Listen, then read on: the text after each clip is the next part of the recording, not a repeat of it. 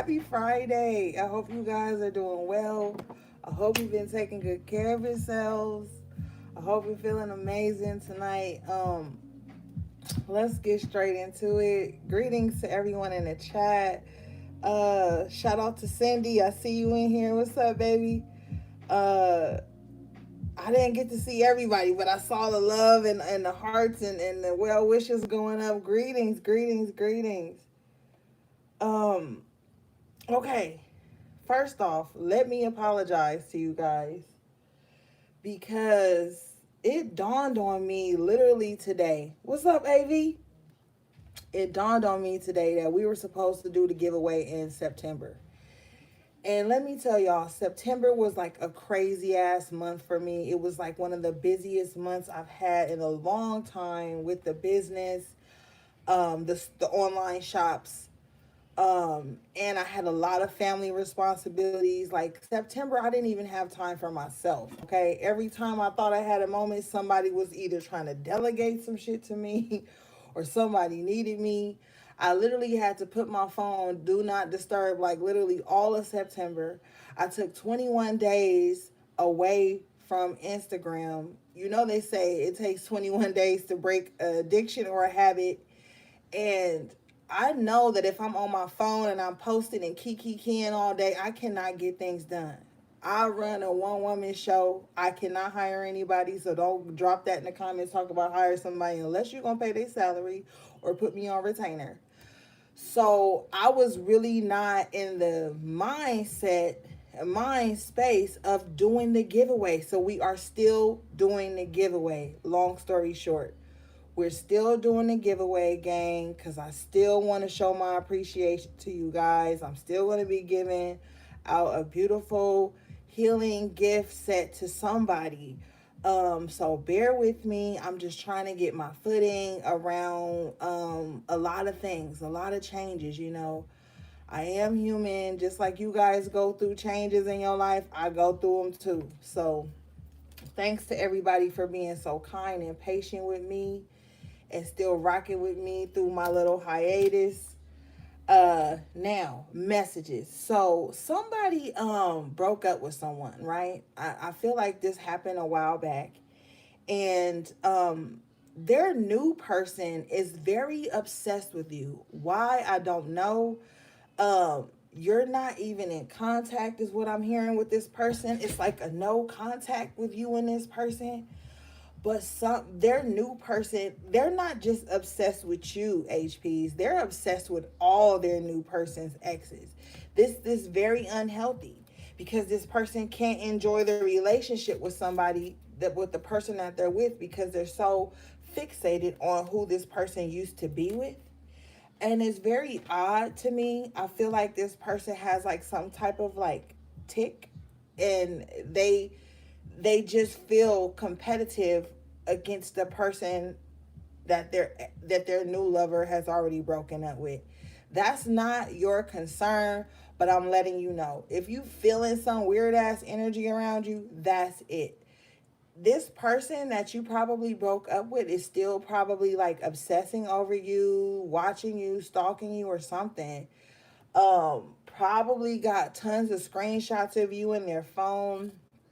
And with this new partner's insecurities, they are going through their partner's phone and seeing all this, and this person probably just talks about you nonstop. Like talking about you is probably how they got together. So talking about you has become like some type of trauma bond, and this new person is just obsessed with you, and you are not even in the picture. You have no care, no concern. You're in a whole new life, a whole new world, whole new paradigm. um so yeah, that's one of the messages I got. Let's get into the cards, beloveds.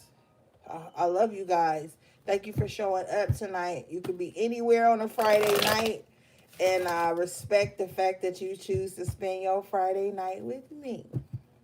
The HP. Y'all know I'm corny. If you want corny jokes, be my friend.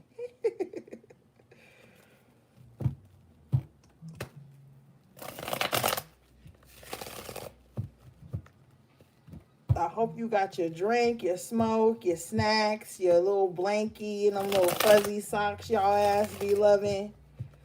I hope you laying on your left side with the phone rested on the other pillow, with your little leg crossing that pillow between your legs, comforting your knees and shit. What's up, Esme? I love you. I miss you, Esme. What is going on with you, girl? I know your birthday next week, but chill. What's up, Tiff? Oh, you got your tea? Get your tea, honey. You know I know.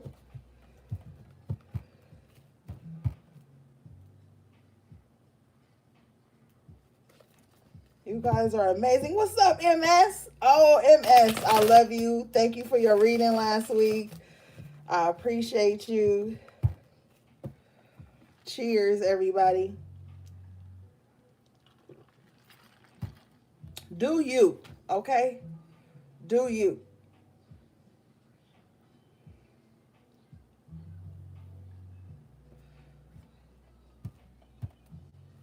Do you. Greetings, Tina. Okay, let me send her.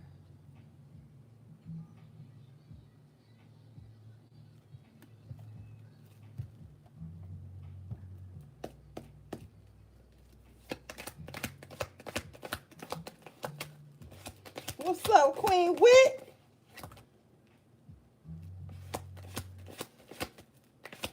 That's right, Tiff. Puff, puff, pass. Okay. Oh, shit. HP out the gate. You got the King of Cups in the upright position. The Six of Cups. Yeah. You know what? This King of Cups get on my nerves. Let me tell you why. This King of Cups is annoying because this King of Cups ain't got no gab, ain't got nothing to say, ain't got nothing to do, ain't got no purpose in your energy. But this motherfucker is like nostalgic over you. This person is like always thinking of what could have been, what should have been, what would have been. This person is unstable. They are in their feelings too. This King of Cups is in their feelings. This King of Cups is always like imagining some beef between y'all, imagining some hypothetical breakup or relationship with you guys. Like, they are always on some weird shit. Like, this King of Cups will not leave y'all reading alone. This somebody that act like they don't give a fuck about you, but they are literally obsessed. They are like so like fixated, I'm hearing, on your energy. With the Six of Cups, this could be somebody that you just got like some past, like, you know, association with, or maybe y'all did have a brief, y'all was talking or something, or y'all was in a situationship or something. But nonetheless, you got the Six of Wands in the upright position with the Three of Cups in the upright position. You are about to be in celebration mode. And if you're not, you probably already are. And it's like, you happy. And this King of Cups is like, oh, I remember being happy. I remember I almost was happy with them. They almost was happy with me. Yo, almost doesn't count in the wise words of Brandy.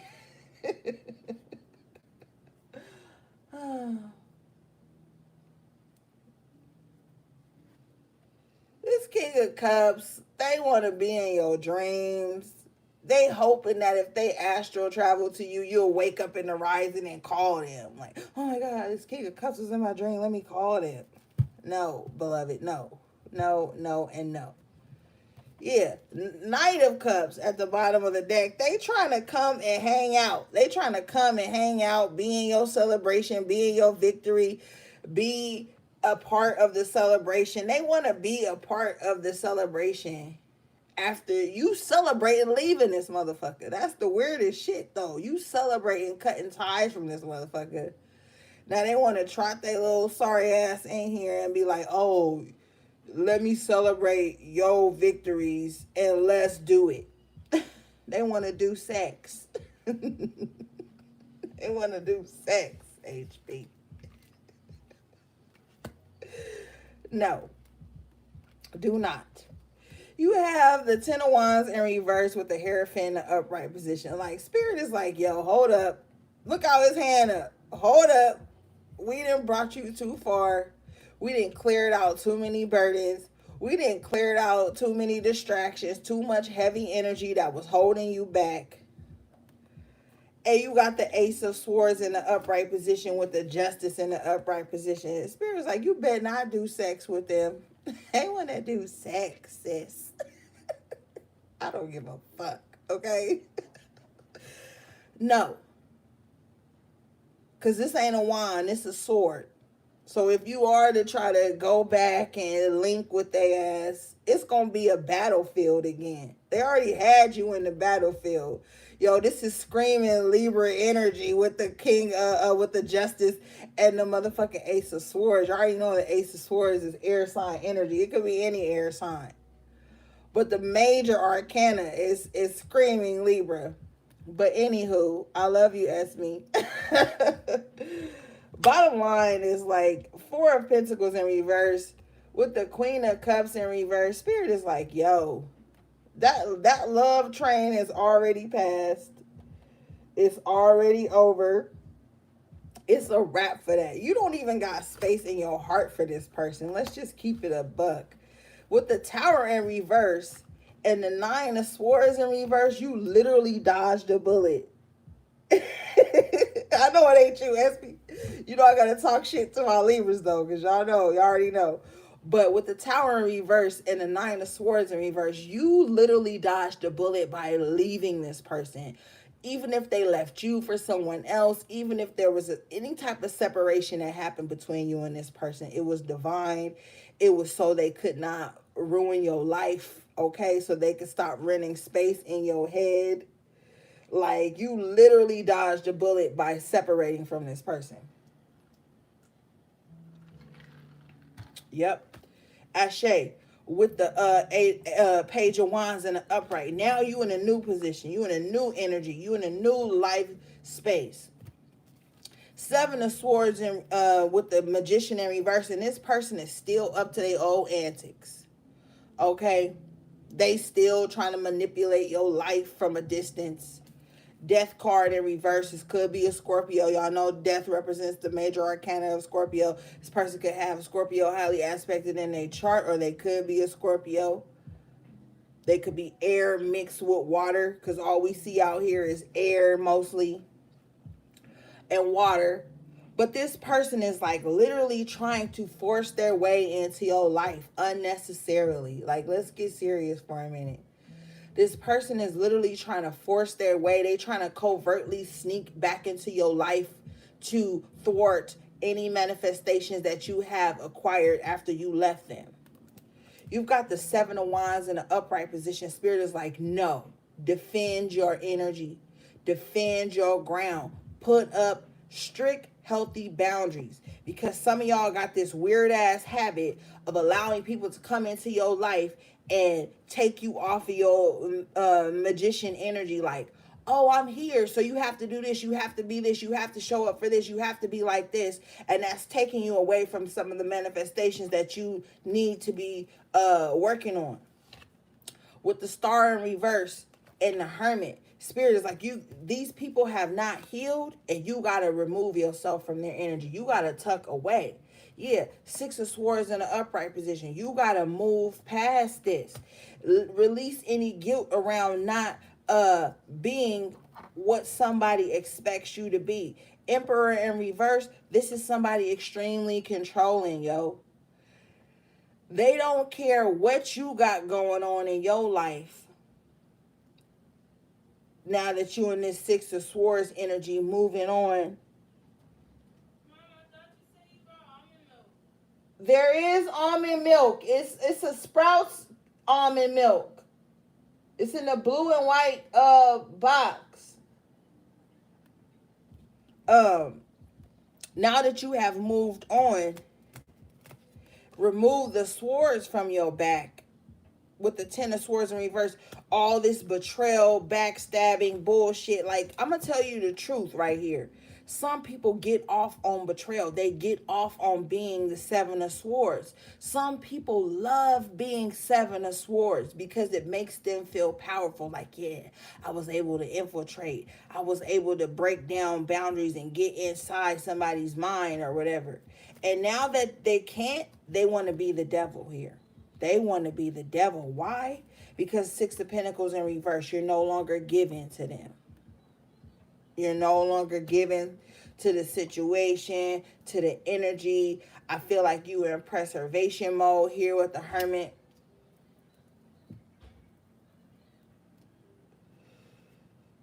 You know what I'm saying? You in hibernation mode. Like, you have set up so many things in your life to be able to survive. And while you were planning to survive, they were planning to deceive everyone around them. And now that all those traps with the Six of Pentacles in reverse are empty, they in this Two of Pentacles vibe. Like, yo, what can I do? How can I get back in? How can I get a foot in? You see this nigga foot, one on the ground and one in the air, and he's juggling these pentacles. Like, they probably down to their last dime. Or they probably down to their last energetic source. And they like, yo, where can I go? Where can I go to feed? Where can I go to recharge? Because to me, these are energetic and emotional vampires. They don't care where the source comes from as long as they get something.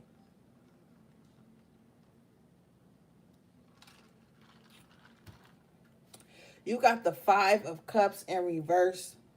I just feel like you're not even worried about this. Some of y'all are listening to this right now, and you probably kind of like shaking your head like, man, I've been done with that. I don't even care no more. You have literally cut the cords with these types of people. Yeah, Chariot in reverse. You've cut the cords. Knight of Pentacles in reverse. You don't even have space. You're not even strategizing around what they want to come in and do.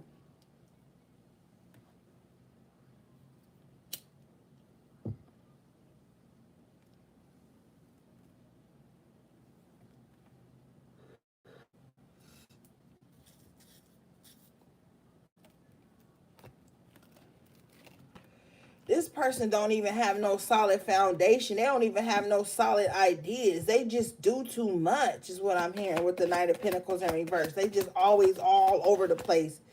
And then they just crash land into people's lives and expect people to prioritize them. Three of Swords in reverse. I mean, in the upright position. Yeah, this person comes with heartache.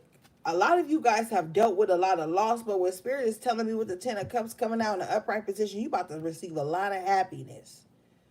Yeah, this Three of Swords lets me know that, like, the heartache and the loss you have went through is actually what's about to be the abundant energy. It's a huge shift. If you know you've been minding your business, ain't been in no mess, no gossip, no pettiness, no cattiness.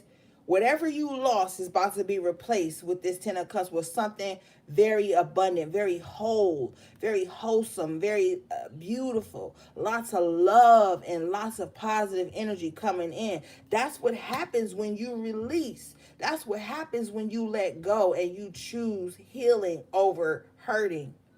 Because they always say hurt people hurt people. Well, like I tell y'all, not all hurt people hurt people. Some hurt people choose to heal and not hurt anybody else because they know what it's like. Some people are delusional. They get hurt and then they just get on these blinders and then they just want to go into everybody's life causing chaos. If you fucking with somebody right now that's in hermit mode, chill. They hermit mode probably ain't even got shit to do with you. They hermit mode is just them trying to heal from this Three of Swords energy, what they done went through. And they trying to be in this Ten of Cups, so they trying to like bounce back. They trying to figure out what matters in their world. So if you know somebody in hermit mode, do not personalize that shit. Yeah, Eight of Swords, do not make it about you. Eight of Swords is trapped in your mind, creating like blockages and shit that's coming up against you. And it's not in this aspect. You are in this Ten of Cups energy, Ten of Cups and Hermit energy. Maybe you just want to sit the fuck down for a minute. Y'all ever heard the OG say they just gotta sit down? Some people just have to sit down. Spirit sat a lot of people down. Now, if you want to be mad at somebody for being sat down and being quiet and being solid, you need to be mad at Spirit. And I feel like, and I know that's a battle you don't want to go up against. So chill. Because a lot of people are in hermit mode right now when it comes to expressing emotions and being vulnerable with random new people that just want to rush in and require a lot of validation and emotional validation and security. No, you're not going to get that from an HP right now because the HP is healing. Ten of Cups. Realizing a lot of happiness after all the shit they done lost all these years. Somebody had a rough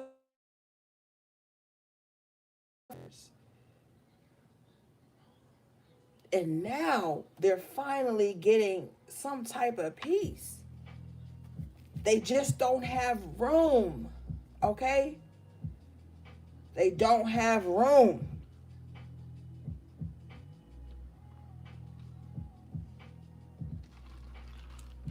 And we grown.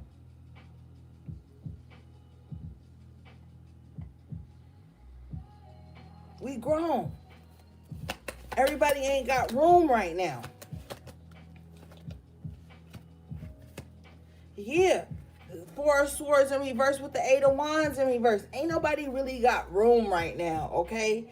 Somebody is literally trying to bounce back. High Priestess in reverse at the bottom of the deck. Yeah.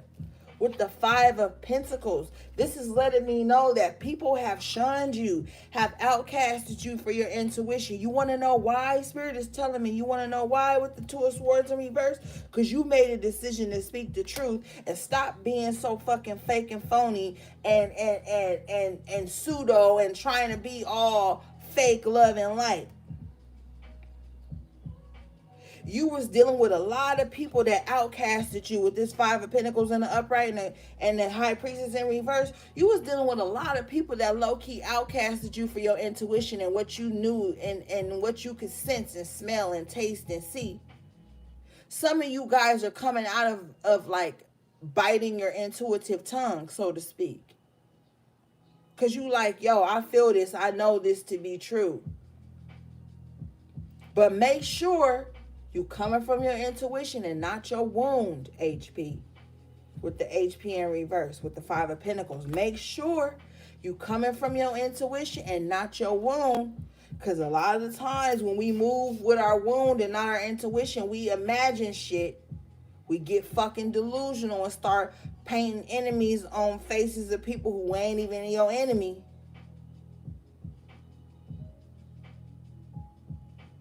Oh, they didn't say this. They didn't put an emoji after the text. They mad at me. Like little random shit can fuck up and trigger you. So with the Two of Swords in reverse, you better choose peace. With the Page of Cups in the upright and the Eight of Pentacles in the upright. Choose peace. Choose to work on communication, loving communication. A lot of people feel like it's so real to always be vulgar and popping off and acting stupid and saying a little lowball and shit. Spirit is like, yo, it's a wrap for that. Seven of Cups in reverse. Like I said, there's a lot of delusional ass energy external to you. The Seven of Cups is a court card, so you could be having people like in your energetic space who are fucking delusional. They don't have like common sense. They don't know how to be grounded emotionally. So every time something happens that makes them uncomfortable or hurts their feelings, they flip out and think it's a war. But it's not. You've got the Ace of Pentacles in the upright position with the Fool card. It's time to take a chance on something. Something that you make a huge investment in is going to turn around and make a huge investment in you. Stop procrastinating. Make the investment.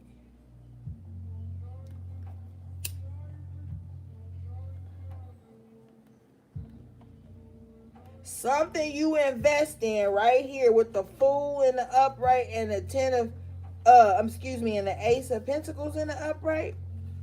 That shit is gonna be it's gonna like reel in a huge payoff. Somebody way too suspicious is what I'm hearing. Somebody way too judgy, way too hypercritical, way too like picky apart every little thing somebody do, say, feel like, and a lot of it is shit that don't even got to do with them. Nine of Cups in reverse, cuz this is stopping somebody blessings from coming in, stopping somebody from having things that they want. Yeah, Eight King of Swords in reverse. Somebody way too judgmental. Somebody always got some negative shit to say. Somebody always got some little point to prove. Somebody always got some little critique about something. And this is what's keeping them from being happy. They can't even enjoy a sunset without critiquing how it cascaded off the fucking pine tree in the backyard over the roof. Like, somebody just can't see it. Seven of Pentacles in reverse. Yes, with the Eight of Swords in the upright. Somebody cannot see the forest for the trees because they too busy picking out or being critical about the fucking soil that's apparently growing the tree. So shut up and enjoy what's going on. Somebody need to shut up and enjoy what's going on. This King of Swords in reverse talk too much. And they don't think before speaking. They don't know how to live in their heart space. So this is why the Nine of Cups is in reverse, because them being in that energy 24/7 thinking that it makes them regal or that it makes them highly desired, it's actually pushing valuable things and people and love and experiences and blessings and wishes and gifts away from them. You don't want to get caught up in being this King of Swords in reverse. This is nasty ass energy. This is I know everything, but I don't know shit because I ain't took the time to really listen. You ever message somebody and they don't even read the whole message and then they just start popping off that little shit and you be like, yo, did you even read the message? And then they go back and read the message and be like, oh, well, still, da-da-da-da-da. This is that type of person. Even when they know they wrong, they can't just be like, oh, my bad, I didn't even take it all in. Like, this is this type of person. So guess what happens? Spirit like, oh, so since you don't want to chill the fuck out, let me snatch this from you real quick. Let me snatch this from you real quick. Since you don't want to just sit down and be grateful for a minute, sit down and shut the fuck up and be still. A lot of people have trouble with being still. If they ain't got shit moving and shaking in their life, then they want to jump into other people's lives and other people's energy and start making them move and shake and do other shit too. Like, they're a busybody. Excuse me, a busybody.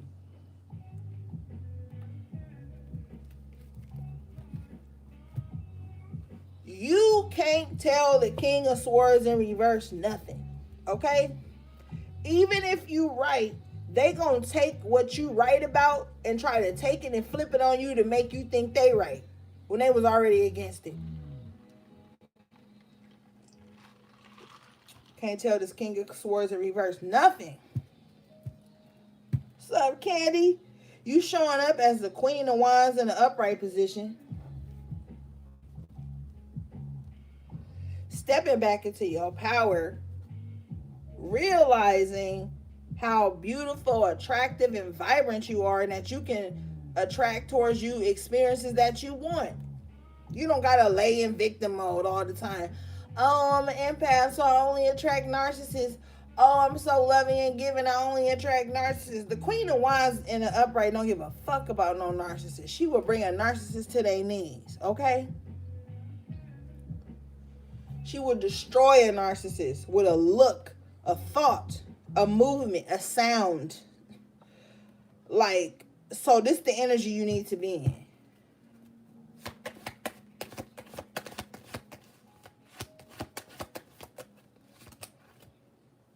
Yeah, Four of Cups. Look, with the Ten of Pentacles, if it ain't about money at this point, it don't make sense. If it ain't about your foundation, it don't make sense. It don't make sense, man. Oh, this person trying to destabilize me. Oh, this person trying to bring me. No, no, no, no. Answer the money calls. Answer those emails that's about money. Talk to people. Don't let this King of Swords energy get you in this haughty ass vibe where you don't want to hear nothing, see nothing. Da da da da da. It brings misfortune with the Wheel of Fortune in reverse. Somebody with this Hangman in reverse. Somebody has already come to this conclusion. Somebody has been awakened to this fact here. This very fact here. You've got the Five of Swords in reverse with the Five of Wands in the upright. I'm gonna tell you straight up, everybody that's been coming up against you, trying to fight you, cause chaos in your energy, they all fighting each other. Bitch, these bitches is all fighting each other. And I hear it's males too, but men can be bitches too. Let's keep it 100. They all fighting each other now. You done removed your energy. You done pulled back. And now all they can do is fight each other. Well, I thought you said they was going to be like this. I thought you said they was going to be there. I thought you said... Now they all mad at each other. Now everybody that was plotting and planning on your ass is fighting each other. Trust me, it happens. You got the Sun card coming out with the Four of Wands. This is like peace and harmony and rebirth being restored into your interpersonal relationships, like your home, your values, your family, the close friends. Peace and blessings are being restored in that energy. While these motherfuckers who was always on the outside anyway, court card here, they was always on the outside, throwing stones and rocks and hiding their hands. I be playing this game. I know y'all sick of hearing about this game I be playing, but bitch, it's metaphorical. I be playing this game called Far Cry. Y'all know I love Far Cry by now. Anywho, on Far Cry, when you trying to invade and conquer somebody's camp without them knowing you in their proximity, you have this option if you hit the right arrow on the pad to throw a stone, right? And when you throw a stone, the enemy starts to look around and the enemy starts to walk towards wherever the sound that the stone was thrown at. Soon as they get to a certain area, you could throw the stone again and have them move out the view of the other people in the camp, and you could take this person down, kill them, basically kill them, and hide the body. These Five of Swords, Five of Wands people was throwing stones, hiding their hands, and then they all got mad at each other. Because you know what the stone being thrown sound like. And maybe some of y'all are clairaudient, because the sound is silent as fuck, but you know what it's like.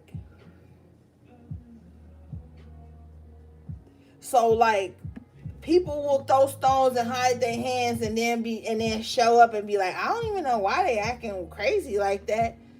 They was the one that threw the stone. They had to bring attention to the stone that was thrown so that they could throw you off your track. Do not be distracted at this time. With the 10 of Pentacles and the 4 of Cups, like, ignore anything that's not about your purpose right now. Especially y'all that's single and been out of relationships for a minute. Stop watching fucking love readings that talk about your past partner all the time. You already dodged that bullet. You already out of that energy. Stop re-upsetting yourself.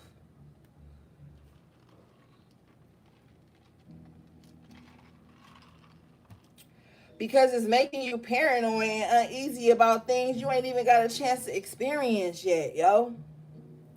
Which is the Ace of Cups at the bottom of the deck. New love. Divine energy coming in, about to give you something you desire. Y'all be wanting to know what somebody karma is, what the karmic's karma is for da da da da da. Stop being a fucking pick me, yo. I heard a reader say years ago, and I ain't watched this motherfucking reader since, but they was saying there is no such thing as karmic men, only karmic women.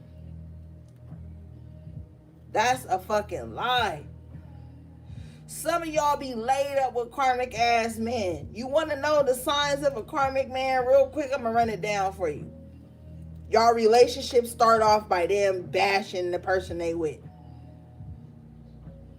Y'all relationships start off in the DM, in the inbox. Y'all relationships start off with them telling you why their life fell apart and how they quit this and they didn't make it, but what you got, but what you got. They want to know everything about what you got, how you make your money, how much money you bring in, how you paying your rent, how you paying your bills. But they ain't even living on their own. But they sitting up critiquing you living on your own and want to be all in your business. Yeah, I'm only with her for the kids, you know what I'm saying? I'm only there because if I leave, they ain't gonna have no rent money, they ain't gonna have no food. You know what I'm saying? Like, we sleep in separate rooms. You could call me at any time and I'll pick up, but they only talk to you while they drive home from work or from school or from the grocery store type vibe. They can't even invite you to their crib because it's complicated.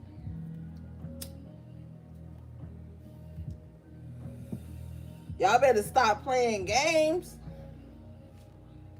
and sit up and wonder why you keep meeting the same person in different bodies. Have you even took time to heal from the last person in that body? I'm a firm believer, knower, that if you don't take time to heal from the last relationship, you going to carry that energetic signature of relationship vibes and shit into the next one. And then you going to be, your picker going to be off.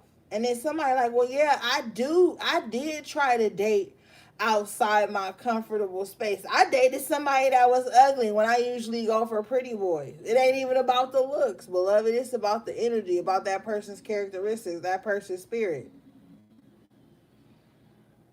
It's so-called ugly niggas that's just as cocky as so-called cute ones. Girls and guys.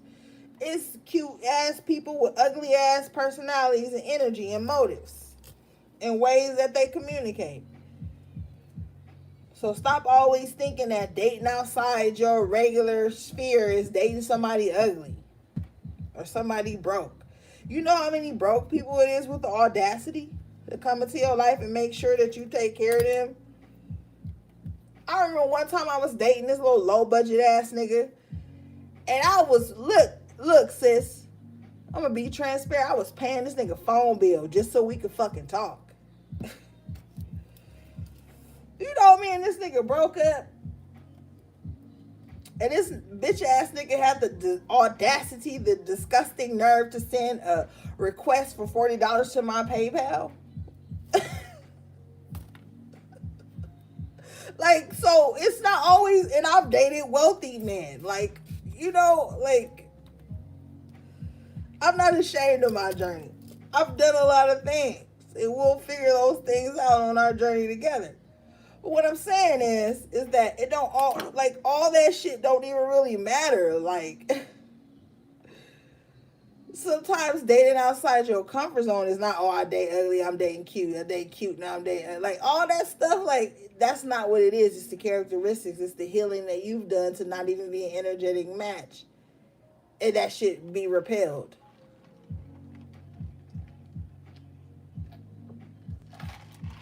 And this bitch ass probably watching right now. Thank you, Spirit. But yeah.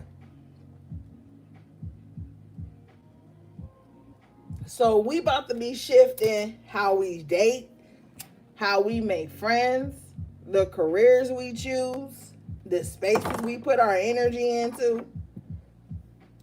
Some of y'all healthy choices is about to repel people you ain't even got a chance to meet yet. because they have this hyper connective energy because they haven't healed, so that they come to you and you're in like hermit mode, but you're still open to possibilities. So you'll be open to possibilities. And sometimes what happens with these types of people is they don't take the time to get to know you. You know, I always say that shit. Like, they don't ask you the important questions. They just want to hurry up and ask you surface level shit so they can hurry up and get in. So they can hurry up and latch on. So they can hurry up and delegate you to be responsible for their feelings, their emotions, their time, and their attention. And that's why shit be crashing so fast sometimes.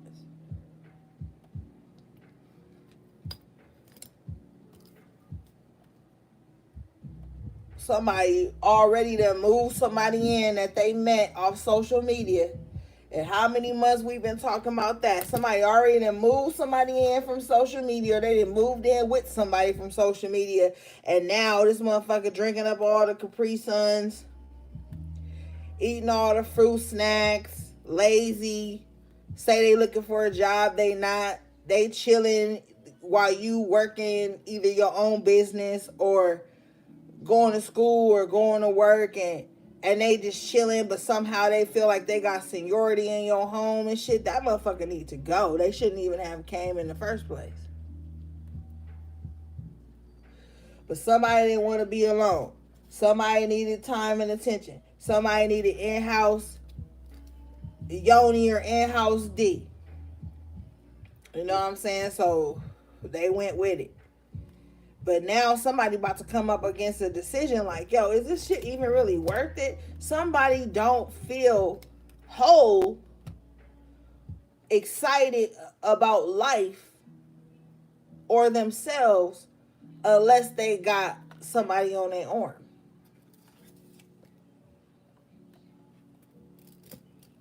And that's, if they don't shift that, that's going to constantly be their catalyst for change or their downfall.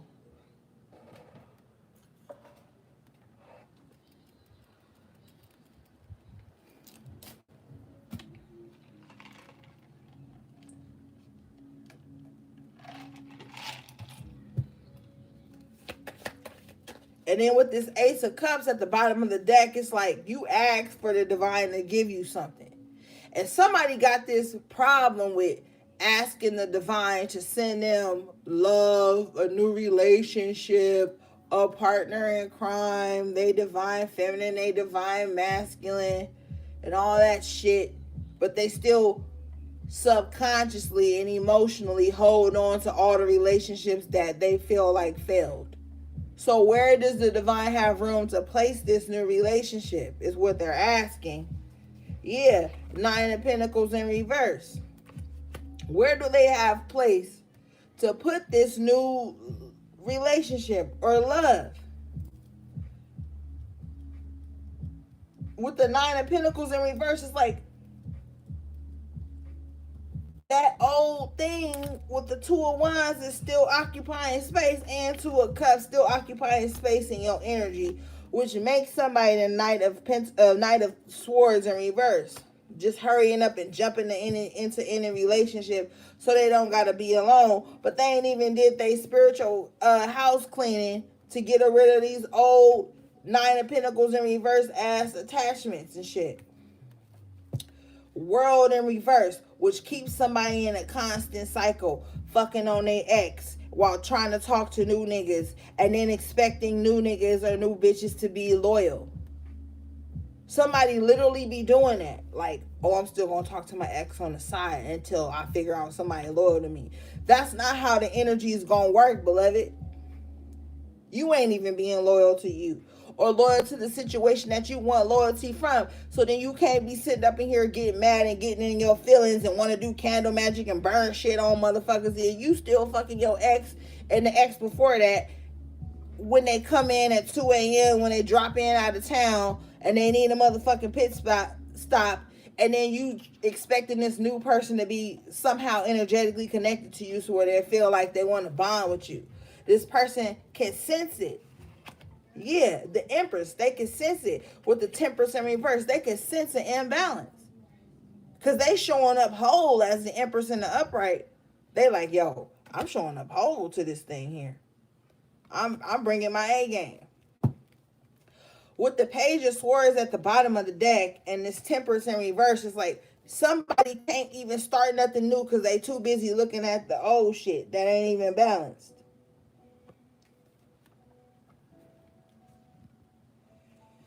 And that ain't for everybody because not all of y'all in that position, but being spiritually mature, you know that all this shit ain't gonna be all about you.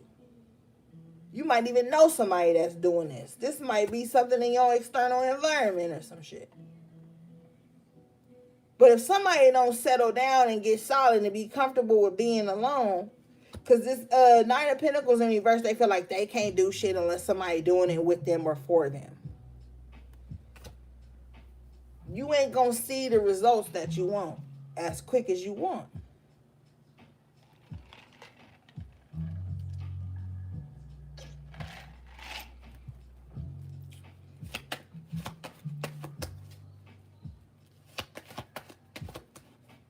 That's right, MS. That's real, MS.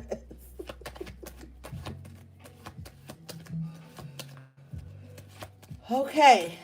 I'm being told to grab another deck.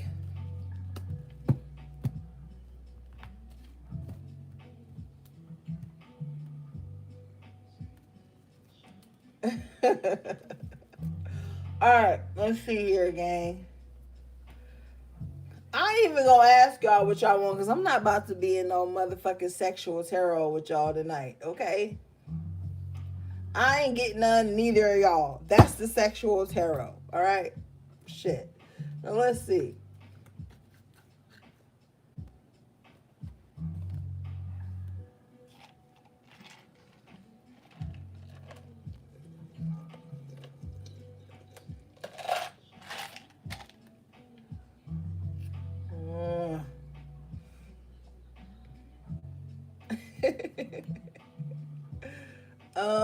I'm over here looking at all of these decks, like literally trying to decide what I want to pull for you guys tonight. Okay, thank you, Spirit.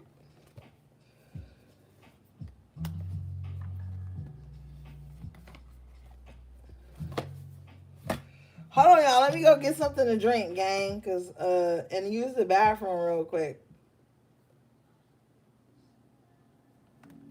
I'll be right back. You already know.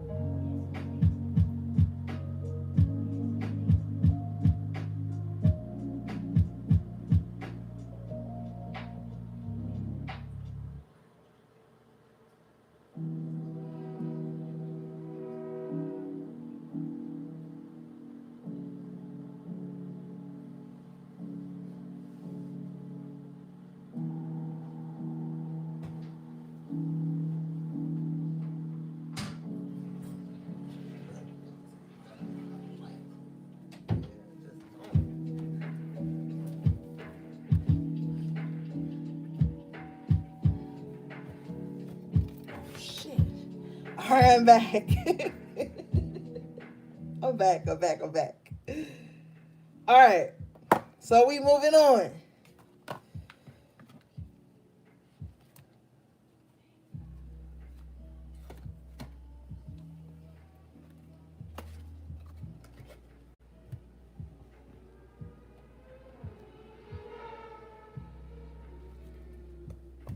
Who get wings and pizza?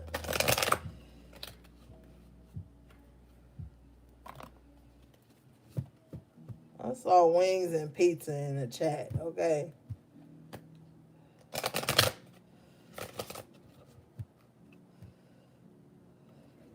Now.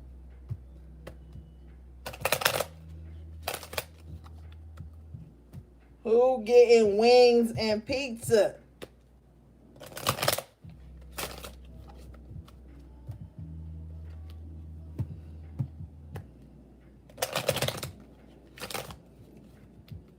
Tiffany said with ranch. Hold up now.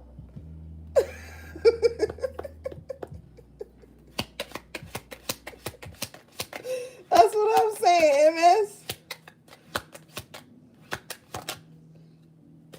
You got wealthy man in reverse. What's the wealthy man in reverse? Is it the same person?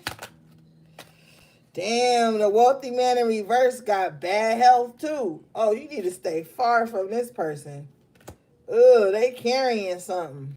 Coughing in reverse, they carrying something they can't get rid of, beloved. With the goddamn lovers in reverse. Oh no. Whoever that person is that's popping up in your energy, they got the gift that keeps on giving, bitch. With the coughing in reverse and the bad health. Wealthy man in reverse. Health is wealth. They ain't got neither. Probably got a baby on the way and it ain't even by you with the child in reverse. Lord, this is gossip. Okay, Spirit, Spirit, deliver me from gossip tarot. Deliver me, God.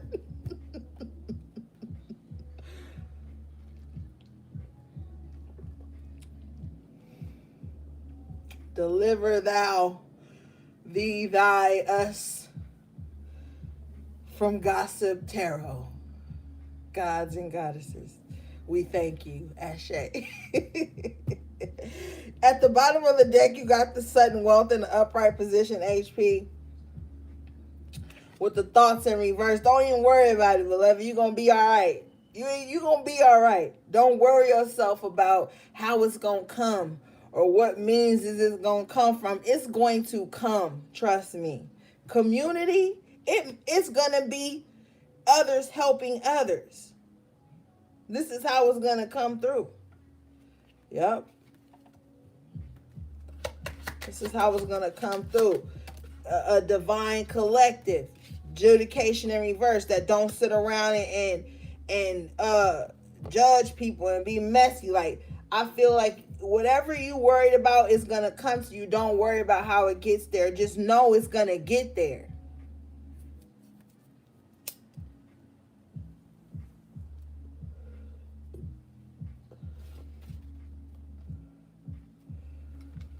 Just know. Yeah, Ashe. High honor in the upright at the bottom of the deck.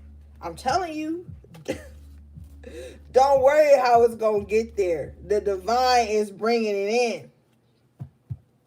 Some of y'all was thinking y'all was going to be in poverty, not have nothing. But look, privileged lady. You the privileged lady, HP. What you thought was about to happen? The wrong shit? Apparently.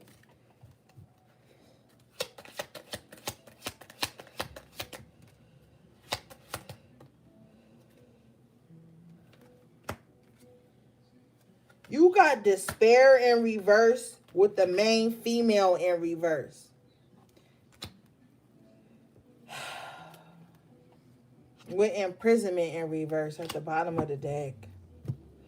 Like, stop. Like, okay, some of y'all are coming out of this like mental imprisonment of that you not enough, that you don't amount to enough, that happiness is for everybody else, but oh, not you. Oh, they grew up with both their parents, so of course happiness is supposed to be given to them. Or they wealthy in some aspect that I'm not. Like, somebody got to stop that self-defeating, self-deprecating talk and shit. And somebody is being released from that. Somebody released from like feeling like good things can't come to them, only to other people. Some of you guys have this unrealistic standard of what a person is supposed to look like and talk like, sound like, dress like, eat like, be like to have abundance. And that's wrong.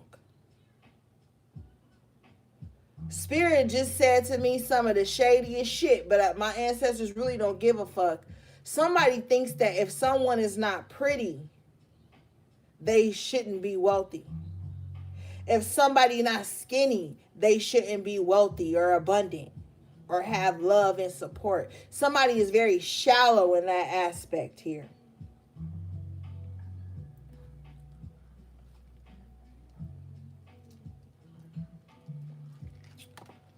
It's a weird vibe. You know what I'm saying? It's a weird ass vibe.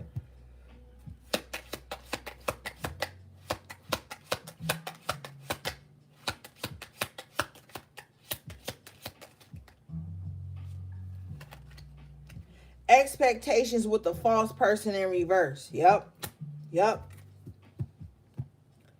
Some of y'all literally been thinking to yourself, like, I can't wait till all these fake ass people show themselves. I can't wait till all these fake ass people get up out my energy. I can't wait till all these naysayers and non-supportive ass people move the fuck around. Like, somebody really been thinking like that. And that's what's about to happen. You probably knew somebody wasn't on the up and up. And then somebody was like, oh, you know, intuitively, I feel like somebody ain't being real with me.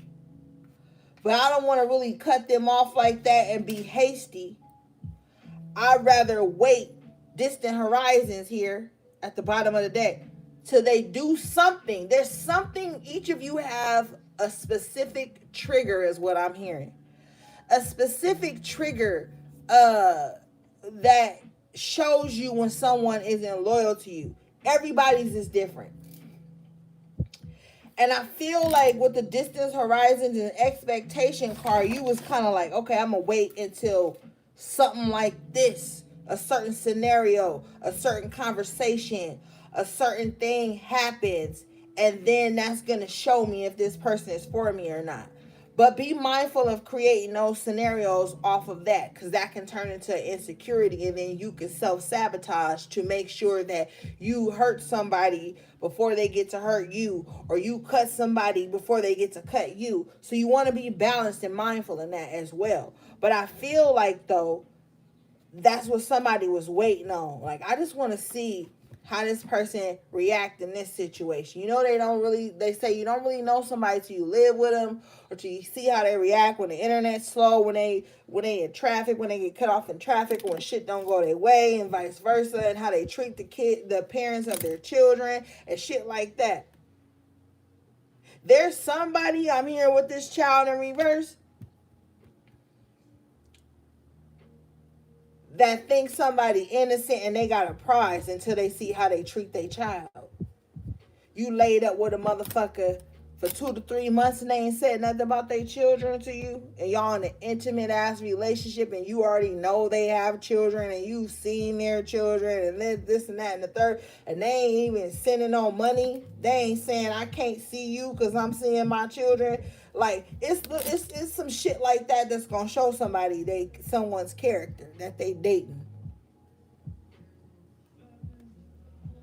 Somebody said, oh, let the nigga you dating buy some diapers. Let the nigga you laid up with buy some diapers. Somebody feel like if they ain't with their child's father or mother, that they don't have to buy or take care or contribute.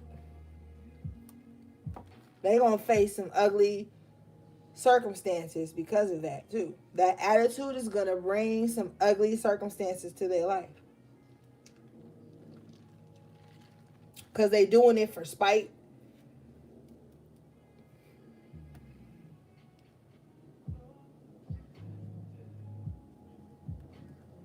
They doing it as the emperor in reverse to gain some type of control.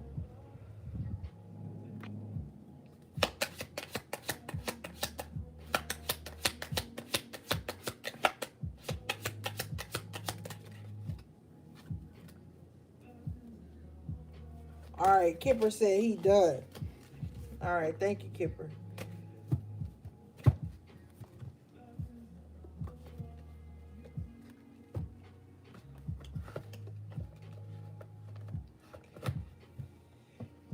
I don't give a fuck how self-righteous somebody feel or how somebody's so angry at their spouse or whatever. You never let that shit trickle down to the youth, to the seeds, to the star seeds.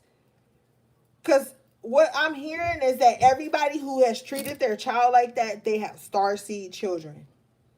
Children that are going to heal the world. Children that are going to be able to fucking heal them. But some of these children won't, because they're going to think back to the times they was neglected. Because some of these children are old enough to pick up the phone and call, and they get left on red. They get no answer. They get no response. So you better fucking be careful how you treat the youth, man. I'll be telling y'all, I don't give a fuck if you don't want to hear that shit. I advocate for children. Bitch, I was a child once. We all was children once. And we have wishes and desires and things that we're going to give our children, or things that we're going to give our inner childs. You know what I'm saying? So if somebody on that type of time, I gotta keep it 100. There's somebody that feel like if they dating, they gotta make that nigga play for before they kids play to show him some type of loyalty, or they gonna take this nigga out to eat and bring their kids home the doggy bags of what they done ate on, or they gonna come home and get their kids fucking top ramen while they taking a motherfucker out to have 5-star meals and shit like that. Those people too. And when they in a bad health, they children ain't gonna be at their bedside. Just keeping it 100. It don't matter now because a nigga dick wet or a bitch pussy wet. It don't matter now. But I guarantee you, in the future, because we all grow, we all age. Unfortunately, some of us not as gracefully as me. No, I throw that in there. Shameless plug. But no, we all fucking, get older and become the elder in our children's lives, become the ancestor in our children's lives.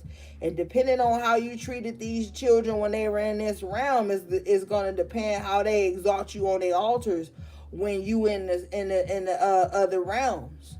So you better fucking be careful how you treat children, yours or other people's. There are narcissistic people and sick, psychotic ass people and sociopaths that will try to abuse your children just because they mad at you.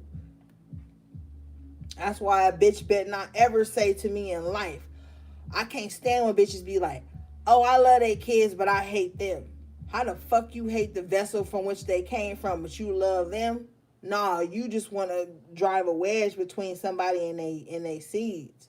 And that's nasty. That's disgusting. That's trifling.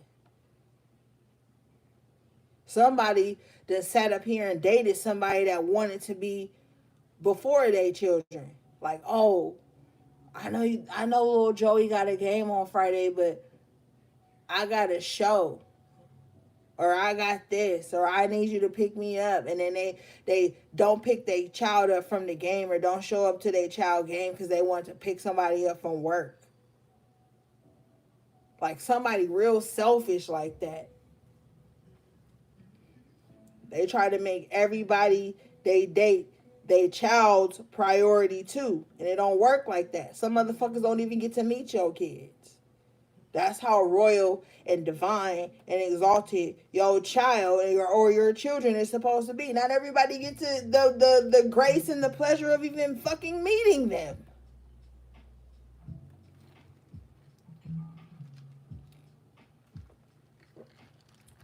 Knowing their name or even seeing their fucking picture.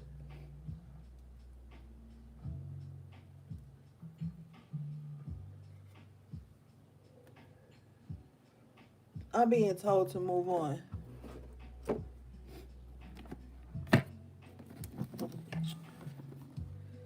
Shout out to Queen Wit for this motherfucking tea leaf deck. I love this deck.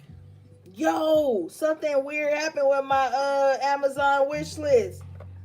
Somebody gift got returned yesterday, but I went online and I fixed it. So if that's you, resend it, beloved, so I could give you a shout out, because it didn't tell me whose gift it was. But yeah, we in Mercury retrograde. Technology is crazy. So if you sent me something through my wish list and it got returned to you, if you are financially capable and you still have the desire to send it to me, please resend it, please. Because, like, I already know it was something beautiful and from the heart.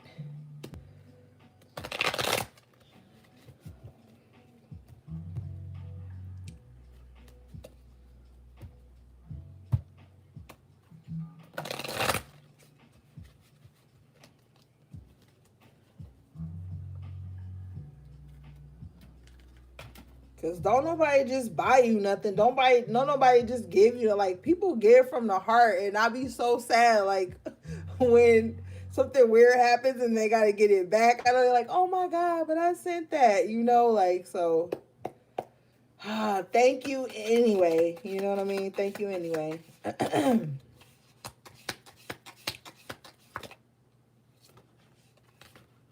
Shit, everything's spilling over with the tea.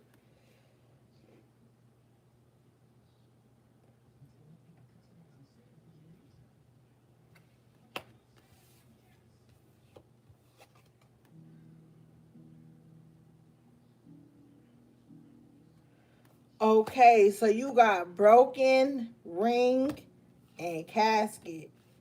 So yeah, there's definitely about to be like a separation or a going of separate ways, so to speak. Like there's just things that no longer resonate with you anymore. Like we always say, you know what I'm saying? But it's time to let it go. It's time to let it go. Yeah, with the carriage, a journey, either physical or mental, you're going on a new phase of your journey. And it's calling for these separations. Wow. With bread coming out in the upright, period of prosperity and abundance. Didn't I tell your ass earlier that what you are losing is about to be replaced with that 10 of cups? Like, so whatever with this casket and broken ring, there's some ties. I'm telling you, somebody really tried to have you bound. Okay, either in the spiritual realm or the physical realm. Somebody tried to have you bound up to where you couldn't receive nothing.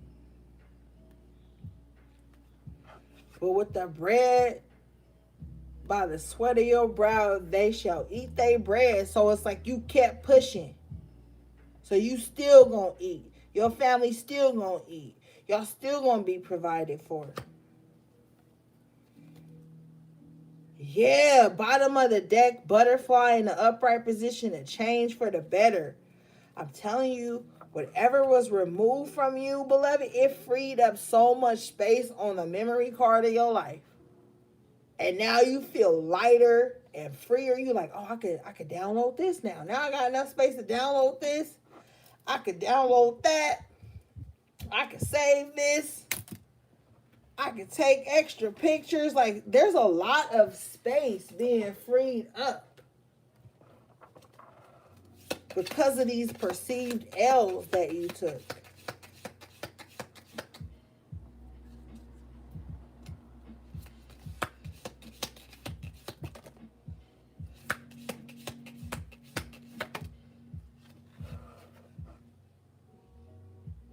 Wow, you got hats coming out in the upright position. You will be playing a different role. Yeah. I'm telling you, whatever is coming in is going to be brand new. It's going to be very abundant. And it's going to feel like the roles have shifted in your life. I'm hearing that some of you guys are going to be able to go shopping and not even worry about checking your balance before you swipe your card. And for some of y'all, I don't even fuck what other people think. That is a huge accomplishment and victory for you. Because maybe in the past, you used to have to penny pinch all the time and overthink every expenditure and rob Peter to pay Paul. But the roles are being reversed. And if somebody was wishing like a drought in your life, a drought on your finances, a drought on your love, a drought on your love life, love for self, your family environment, that is being reversed too. And unfortunately, but fortunately, now they're going to have to experience that same fate that they wished on you.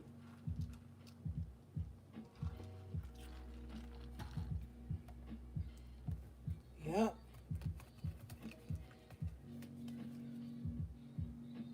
Fucking, I just said it. Bottom of the deck, you got ego. And let me tell you, when somebody when another little petty ass bird or some shit tries to come at an eagle, they just fly above where that bird can fly. And then that bird drops off. Triumph over troubles and obstacles. So basically, it's like financial obstacles are about to be removed from your life. Security obstacles about to be removed from your life. Love obstacles about to be removed from your life. And you being able to wear your many hats as you do gracefully, that obstacle is about to be removed. Because some of you guys were bounded and binded in a situation where somebody only wanted you to wear one hat. They only wanted you to be one way. And the way that they only wanted you to be was the way that like suited them. Oh, you can only be like this because it makes me happy. It makes me successful. No. Some of you guys are moving into a space where it's like, anybody that tried to bring you down to their level, you are soaring high as the eagle here. The eagle is a very beautiful, powerful bird. Triumph over obstacles and troubles.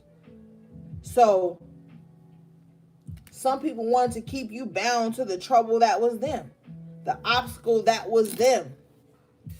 Or they felt like, if I am going through trouble and I am having obstacles to overcome, you should be in that energetic space, even if it's not happening in your life. Therefore, you need to resonate with every trouble and obstacle that I'm going through and not be true to your own energy signature. And that's not what's going to happen. Cracked cup. These people have no happiness in life. It says dissatisfaction with life. These are the people that can't even be happy in their own lives. So why would you expect them to be happy about your life?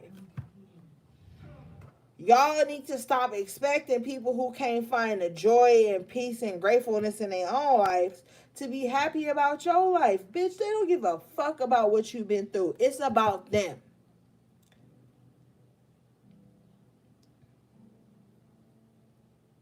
These are the people that you can even attempt vulnerability with. Tell them some things you've been through.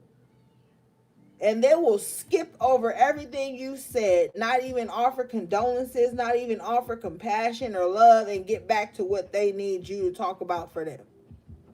Okay?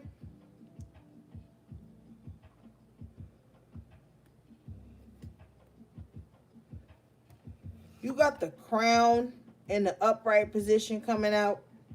Honor and respect will come to you. Yeah, but see, honor and respect will be you as you honor and respect yourself. Like, man,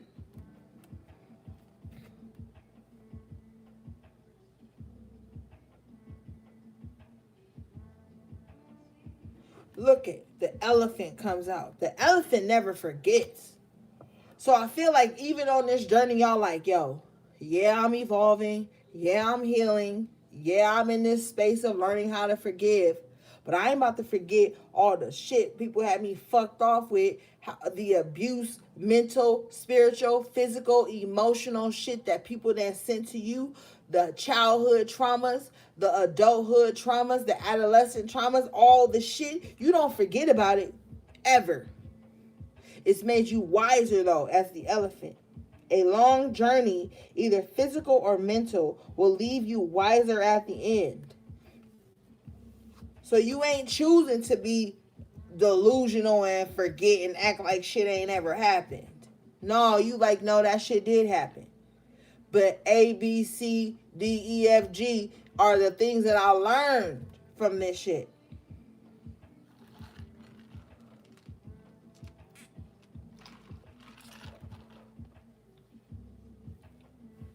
Yeah. I keep hearing cracked heels. Somebody needs to get a pedicure, man. Moving forward.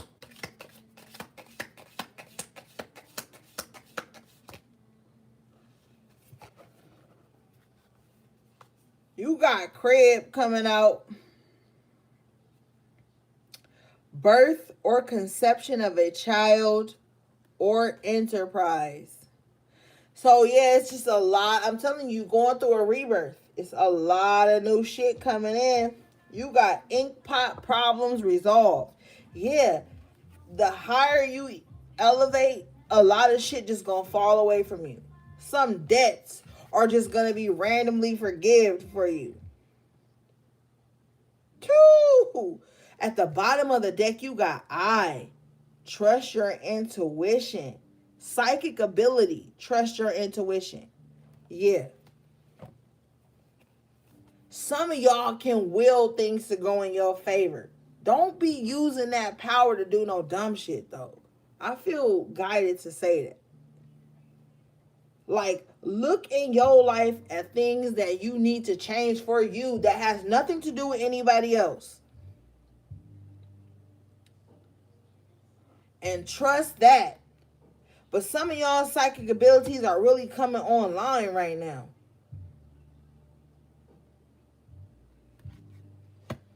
Yeah, be careful how you use that with the chain card. Chain of events will affect your life. Don't be out here trying to chain yourself and bind yourself to people. If you in this energy of urgency and desperation, get the fuck up out of that.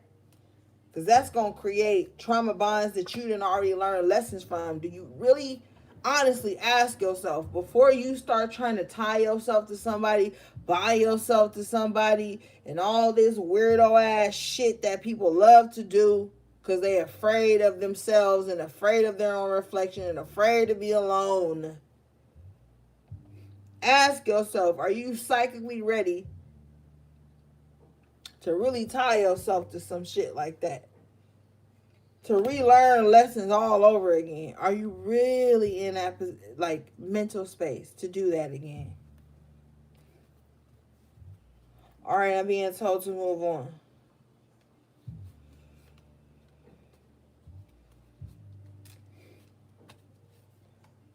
A lot of motherfuckers don't care, honey. They do not care. They will bind themselves to you so quickly, trap you in some type of energetic ass contract that you ain't even thought about being in. All because of their motives, their intentions. I'm hearing too that somebody thought they had you, honey. Somebody thought they had you. Somebody thought like, yo, this motherfucker is the golden goose. I'm about to move in with them. All my financial troubles is gonna be over. I ain't gotta worry about paying rent. I ain't gotta worry about renting this room no more. I ain't gotta worry about buying my own groceries no more. This motherfucker is the golden goose. That's how they thought they had you. And some of y'all, and some people, whoever know it, who feels it, knows it. Somebody like, I love coming into somebody's life and overgiving. Because then that makes them tied to me. That makes them want to live with me. Then that means I don't got to be alone no more if they live with me. So I can't even tell you nothing. Ain't nothing I can tell you, beloved. Because that's going to always be your thought and your energy. And you're going to be continuously disappointed because you allowing somebody to come in on the wrong intentions. But sometimes people like to be used. And sometimes people only search for people who like to be used. And then they make this great match until there's a catastrophic event that ends the whole thing. So be careful with being excited and enticed by being used. Some bitches like that shit. You know what I mean? Some dudes like that shit too. And sometimes it stems from an insecurity of themselves. I want an in-house wife who don't go nowhere, who don't go outside, who don't have no friends, who don't have no associates, who don't have no family that they talk to, because that means that they will never leave me, and anything I dish to them they will take because they will stay with me all the time. Some people love to seclude you. Some people want to keep you under their thumb so you don't have no freedom to roam. You don't have nothing to do but to be of service to them. And they can sit up under you and delegate to your motherfucking ass all day. And you bet not have no outside interests. They gonna tell you how your interest is stupid. How your interest don't mean nothing. How your interest is taken from your purpose of being with them. How your endeavors is putting up a block against them getting all the way in to have full control. Like, be careful with that shit.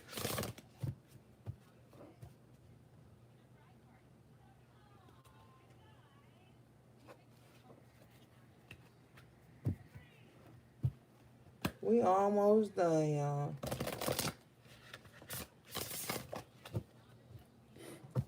Somebody thought they had you in that position. Somebody came to you in a vulnerable state, yo.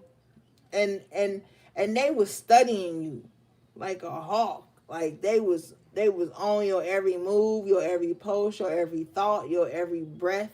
They was on it. And it was like, yo, this person look weak enough just for me to scoop in,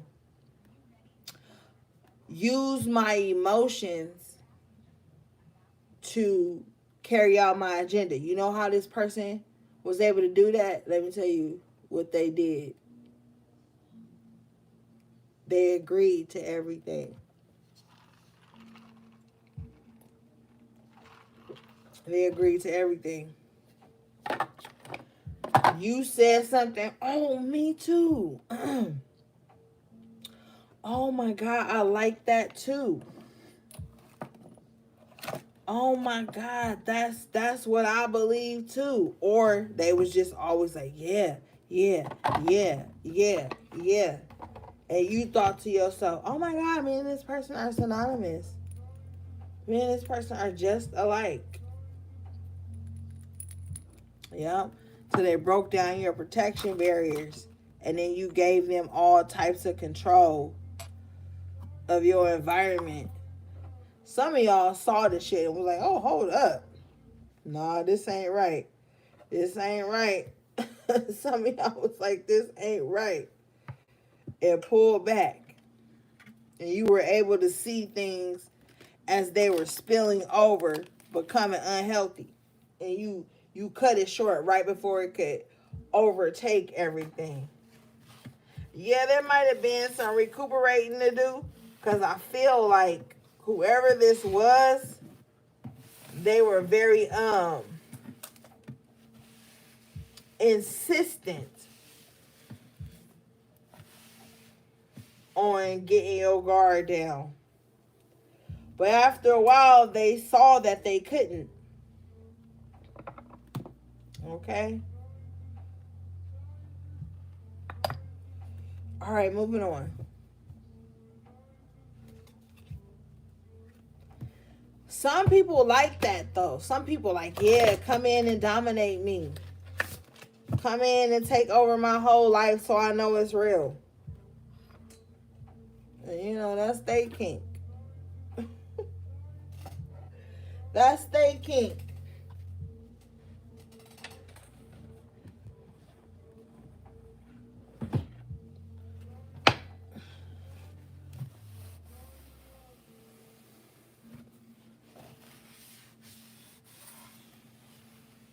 Some of you guys are going to have to be extremely consistent with clearing out some type of energy.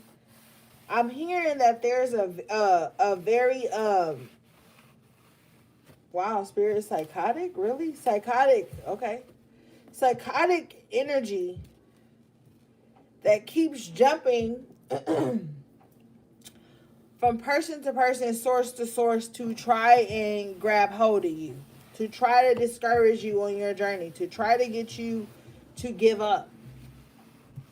And they're going through vessels of weak people who have a codependent need.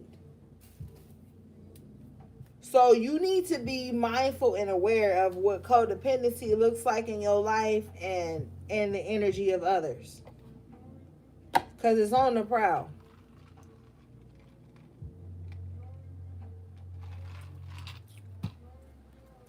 Let's see what they want.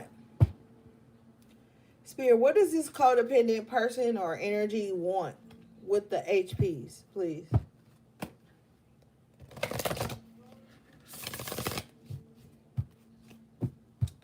First off, they want you to waste your valuables. They want you to waste your valuables is what I'm hearing off top.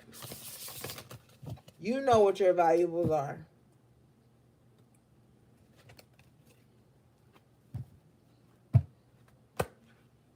What do they want, please, Spirit?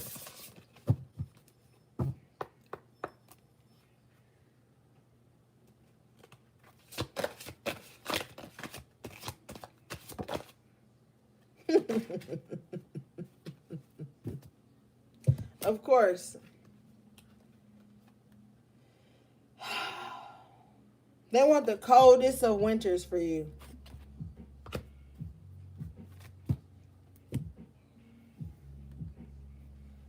They want the coldest of winters for you, beloved. They want scarcity in your life. They want you not to have enough so that you can call on them, but they don't even have enough to help you is the crazy thing. They don't even have enough to help you through the coldest of winters. But they want you to be cold, heartless. Never to let love in again.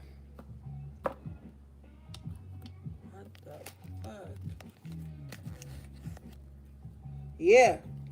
Never to let love in again.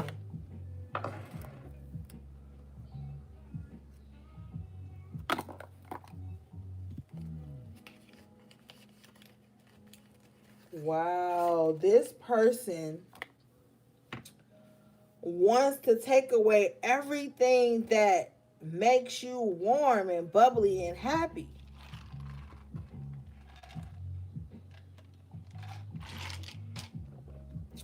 They want you in a state of misery like them.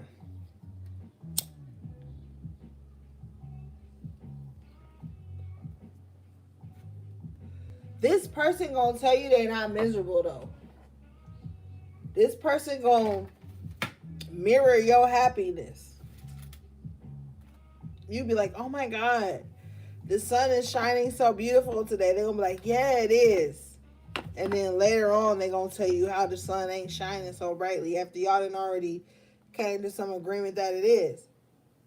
This person got a cold soul, but they think it's so sexy. They think it's so intriguing. They think it makes them so powerful to have a cold soul.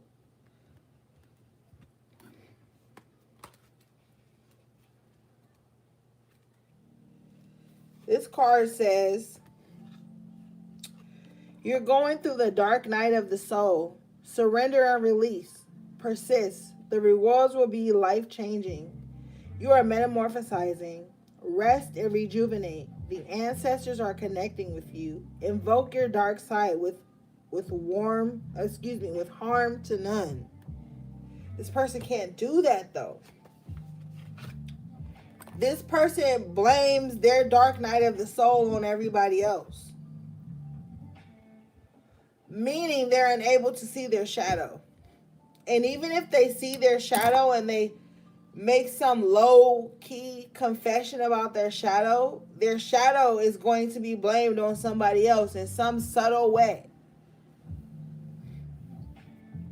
Oh, I just love too hard, so I attract abusive, wrong people. Instead of doing the shadow work that says, hey, I need to stop being so fucking gullible or codependent.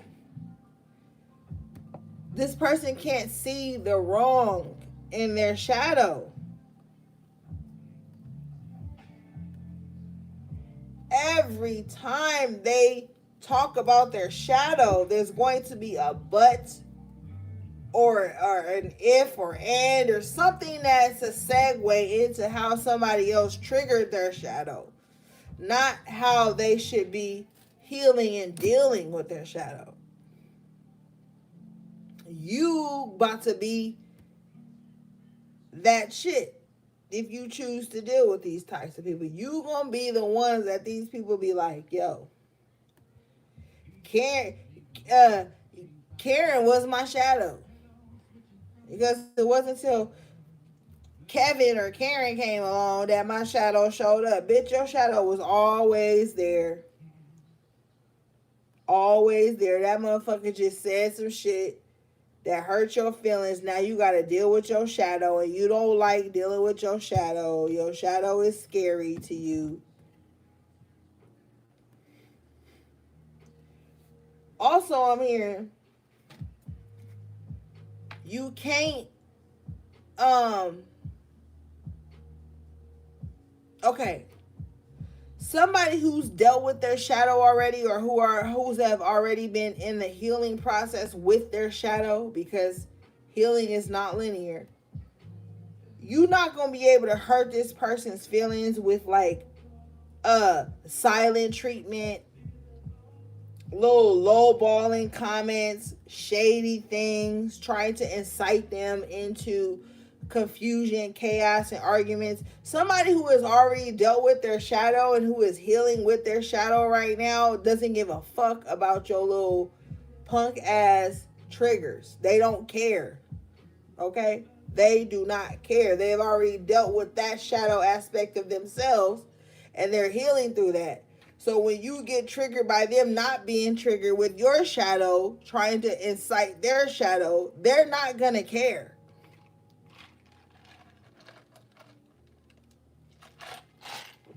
They're gonna leave you on red. They're not gonna argue back. They're not gonna try to prove a point. They don't care about any of that. And this could be how some of you guys feel right now. Like, oh my God, that used to be my trigger, but now it doesn't bother me anymore. Some of you guys are going to be seeing shit like that. Like, damn, that used to fuck me up, man. I used to always want to respond and prove and da da da da. Not no more, you're not.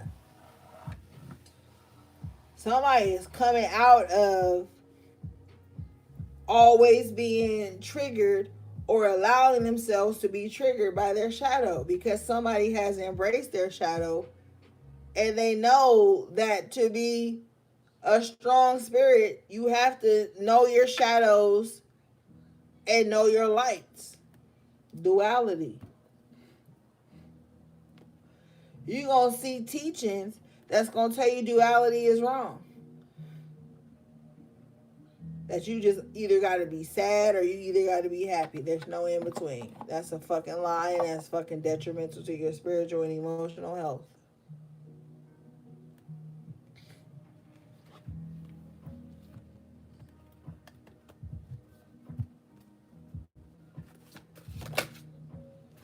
Wow, you got Watchtower of the East Spring. Yeah. See? You see how the winter came and tried to snatch your ass up and put you in a negative mindset? That's not the vibe. For a lot of you, this winter is going to be like spring. This winter going to be like spring for some of y'all because some of you guys are going to be having blossoming ideas, blossoming projects, blossoming relationships. Somebody going to get pregnant this winter or in the spring. The crazy thing about it is it's going to come from a very sensual, passionate space. It's not going to be like some fly-by-night thing. And if it is not like a baby, it's some ideas. It's some projects you've been working on and working towards and putting the energy out in the atmosphere for.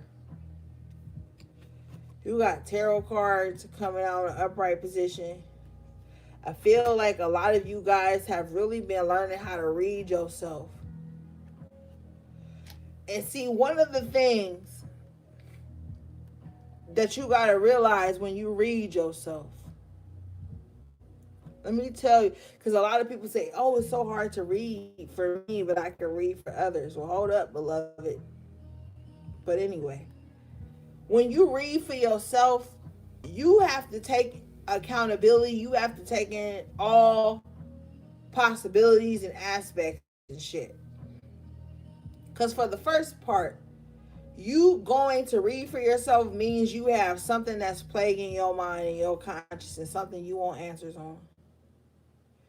You need to sit with yourself and realize why you even want answers on that shit. And then you gotta know that you're going into this with your perceptions, your fears, your conditionings, your present situation, your past situation, and what you want your future situation to be like. And you need to sit and reason with all of that when you going into reading yourself.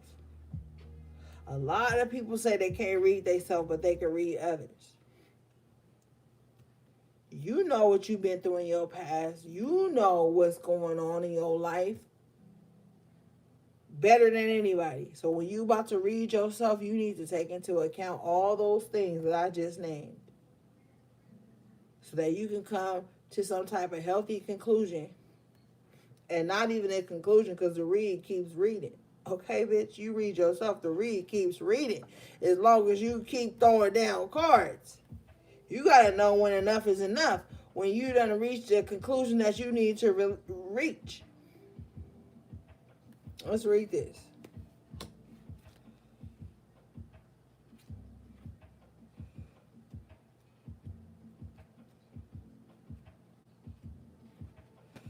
This card says, tarot reveals the answers you are seeking. Don't be too proud to ask for help. The signs are all around you. Look for them. Learn and study the tarot. You have a natural talent for reading tarot and delivering messages. Trust in your psychic abilities. You already know the answers. Exactly. You know why you read it.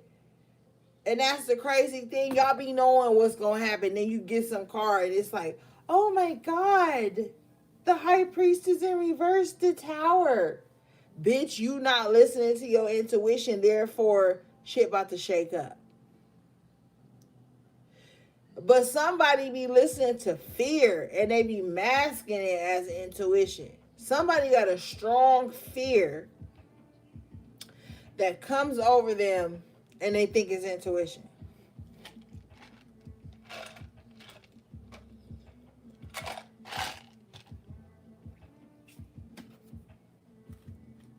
Somebody be masking fear or what they don't want to happen as what's gonna happen or as their intuition.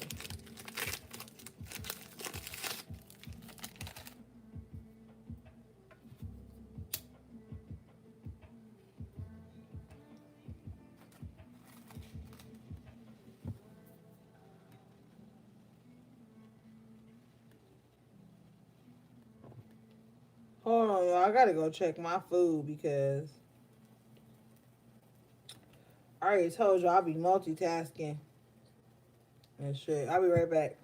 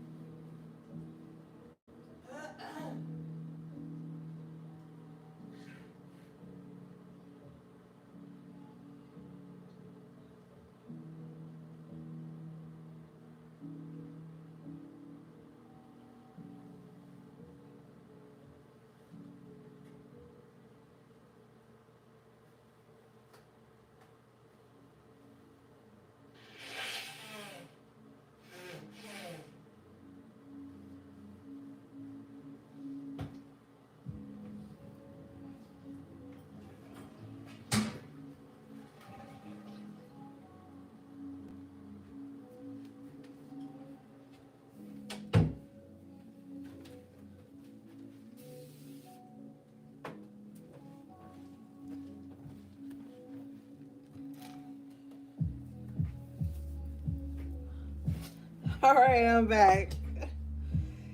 Yeah. So you're going to be learning how to read yourself better in the tarot. So even like I'm hearing this is going to be beneficial to you because even when you like watch tarot readings and they pull certain cards, you're going to learn how to interpret your own messages from the cards that other readers pull.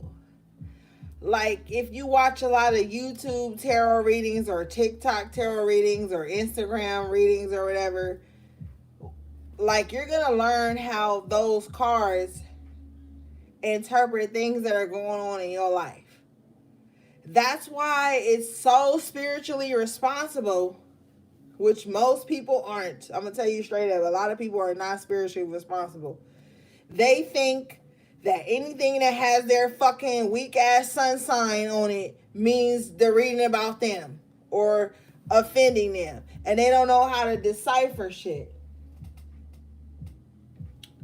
But you're going to be learning how to read yourself. So even when you get readings, or not personal readings, when you get like readings online, you know, general tarot, YouTube and shit readings like that, you're going to know what it means in your life. And you're not going to be one of those idiots in the comments that be like, well, this don't even resonate with me and I'm a Capricorn. Say Capricorn. For lack of better fucking other signs to say. But you ain't gonna be like, oh, I'm a Cancer, I'm a Pisces, I'm a Scorpio. That can't be about me because we don't do such and such.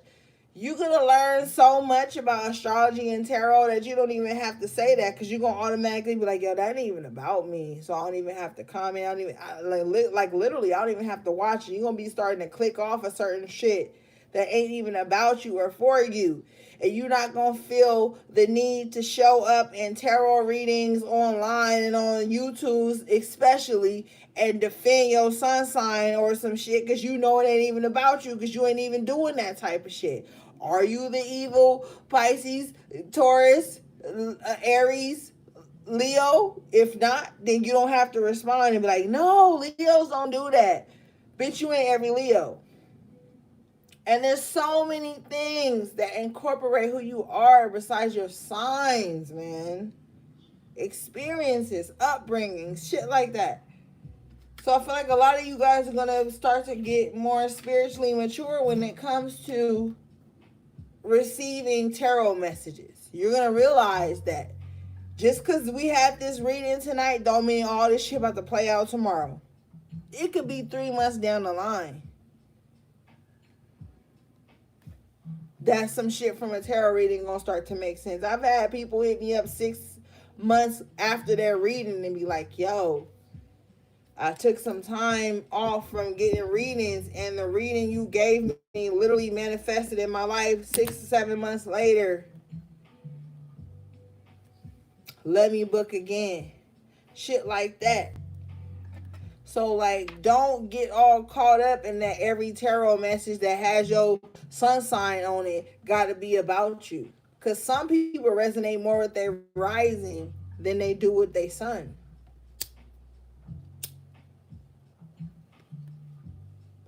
But you do what you want to do. I just be delivering the messages. Let's move on, please.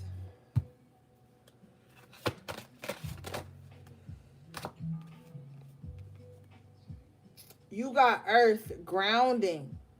So this is a time period for you to really get solid about what you want and how to manifest that shit, how to plant the seeds. Wow.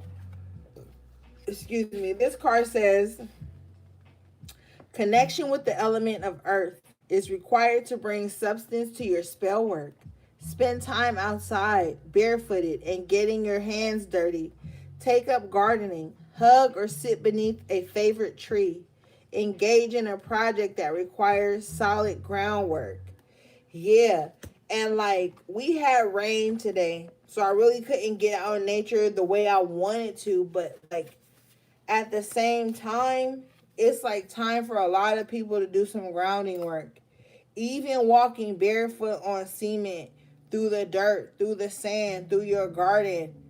Like do that.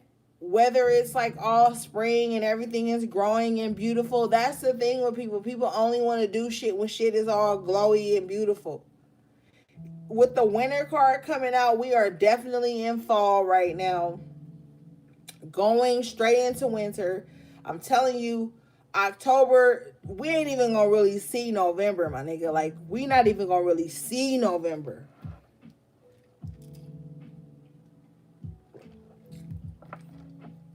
You gonna look up, and it's gonna be the 28th of November. And you gonna just fall face flat into winter. So regardless of what season you in, basically what I'm saying is it's time to get grounded in whatever it is that you need to do. If you got an earth sign on your team right now, with the earth and the grounding, fuck with them. They about to help some type of shit come to fruition for you. Because the earth sustains us in every season. No matter what season it is, winter, spring, fall, summer, the earth is just there. To the point where people don't even consider how the earth is holding everything together. And people are still polluting the earth, trashing the earth. But if you got a solid ass earth sign in your life right now, fuck with them. They are grounding, or they're very grounded. If it's a high vibrational earth sign, they probably really grounded and no nonsense, but solid when they can be. Fuck with them.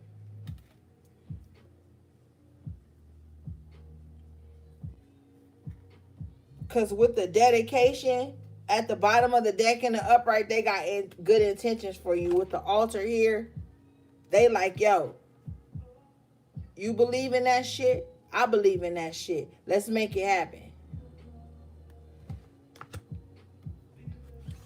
With the broomstick clearance coming out, a lot of y'all do like y'all little cleanses once a month and then think you set. And then when the negative energy creeps back up, you be all frantic and shit. You need to be clearing out your house every fucking week. You need to be doing cleansing rituals and protection rituals every fucking week if you know you are highly tapped in. If you know you are highly tapped in and you know intuitively, not insecurely, but intuitively, that people are sending you negative energy and shit, you need to be cleansing and doing a clearance and doing the fucking cinnamon broom and all types of shit. I'm no longer about to be dropping jewels on protection and shit, because some of y'all enemies, possibly some of my enemies too, no, spirit say yes, some of my enemies too be watching this shit. Stop giving the enemy rites of passage into your shit. Stop getting online like, yeah, I did a spiritual bath last night.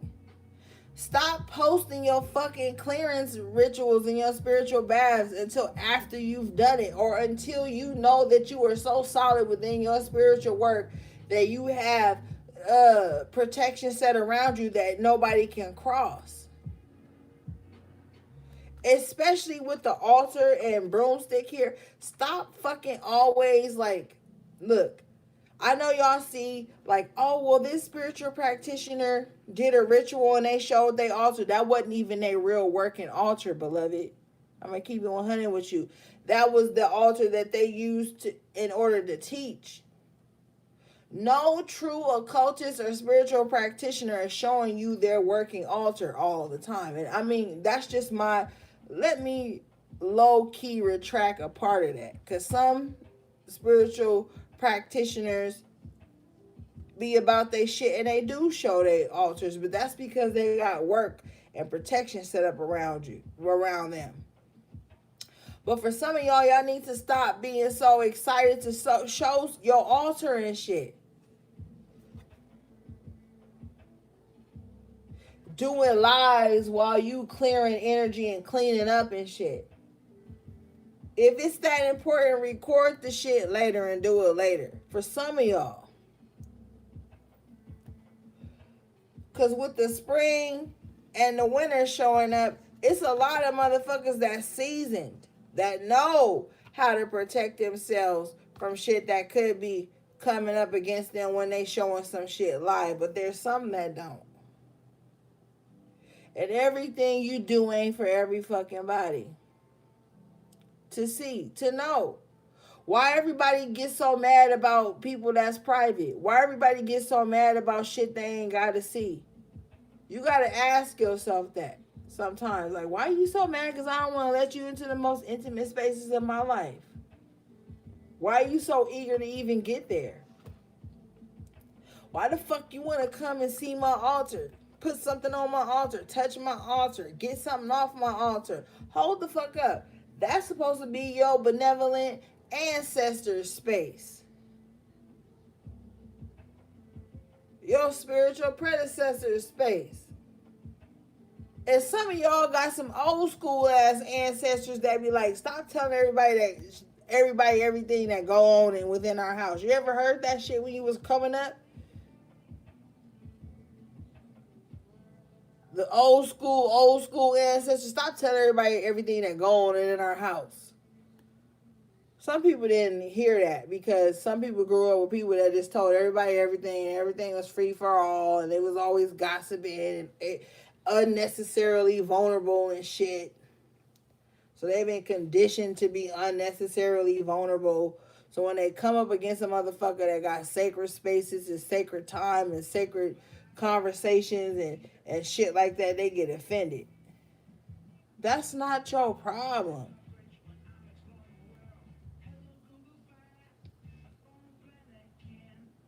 And if you know you a sacred person and the shit you share that's sacred, and then it come up in conversation amongst the motherfucker you ain't even told it to, and you know you only let a sacred group or a person into that shit, you know they talk too motherfucking much. Some people talk too much. I'm telling you, King of Swords in reverse. Somebody talk too much, man.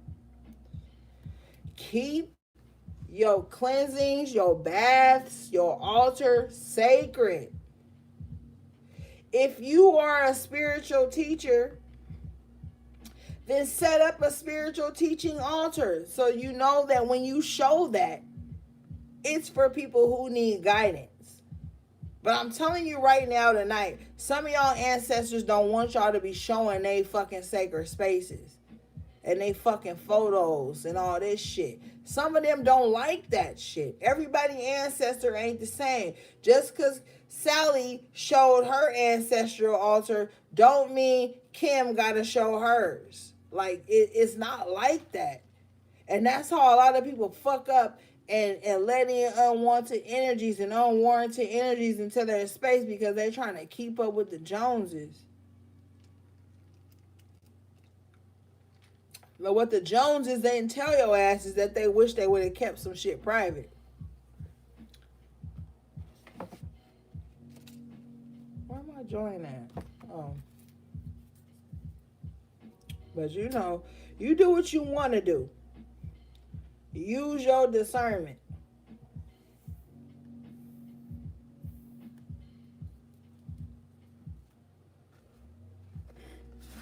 All right, let's read these two.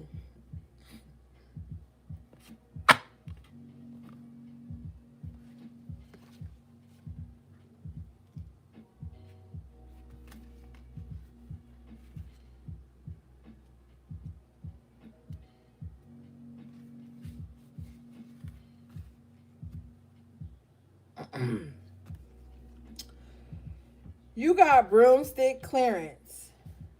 Stale energies are preventing you from receiving and moving forward. Time for a spring cleaning. Only keeping around you that which makes you feel positive. Meditate and pray to clear your mind. Clean up your act. Purify your thoughts and actions. Yes, it's time for a clearance. We always promote and talk about spring cleaning. We need to have seasonal cleaning. Because the energies that was befitting for the fall may not be befitting for the winter. The energies for the winter may not be befitting for the spring, and the spring energies may not be befitting for the summer. It's all a cycle in your own way. Like, I don't give a fuck about waking people up or making people see shit, because it's a lot of divergent shit. So at this time, you are being called to do like some type of fall cleansing on your home. Even if it's just like, oh, my home ain't nasty, but I want to redecorate for the fall. I want to bring more warm tones in, oranges, deep browns, deep greens, and mellow yellows. And it's like somebody is going through some type of transformation with this season right now. And each time a season is about to come, their period change, their food choices change, their thought processes change, what they feel and see as comfort changes. Like, somebody is so deeply embedded in the earth energy, with the earth here, consistency, grounding, that somebody is so in tune with earth, the earth like energy, that whenever there's a season approaching, they probably start preparing 2 months max. 2 months, Spirit says max, before that season even comes into fruition.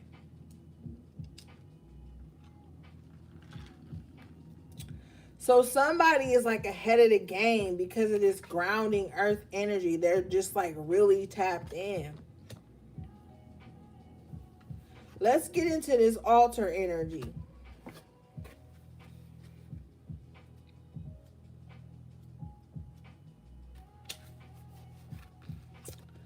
This card says altar, dedication. You've been dabbling in various lifestyle choices. Choose one that will serve you well and stick to it. Dedicate in your house or garden an altar to that which you are spiritually aligned. Focus will bring desired results. Yes. Dedicate in your house or garden an altar that with an altar to that with which you are spiritually aligned. And then the altar card came out earlier. So this is the altar card, excuse me. So yeah, it's like set up harvest for each season, because when you set up space for each season, it's going to bring something to you. I feel like this fall and this winter is going to bring some type of comfort to your life, or you are going to be seeking a certain type of comfort in your life during this fall and this winter. For the fall, some of you guys do not need to get like over exasperated and like what the fall should be like to others and how your home should look and feel to others. It has to be true to you.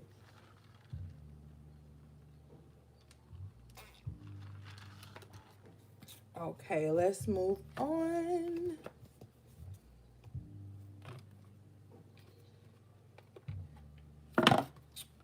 Oh my God, I just heard the timer on my food. I will be right back.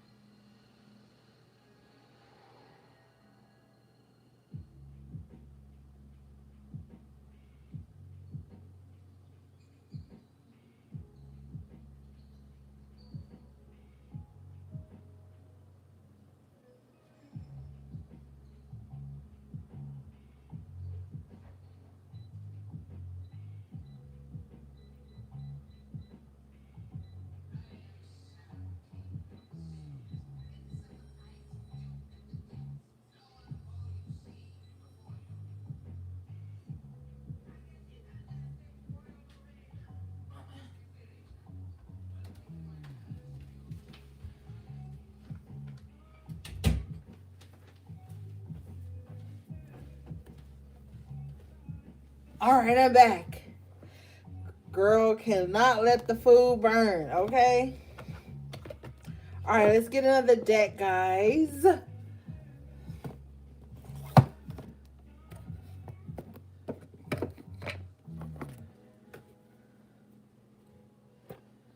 Shout out to my I want to be anonymous ass donator for this deck.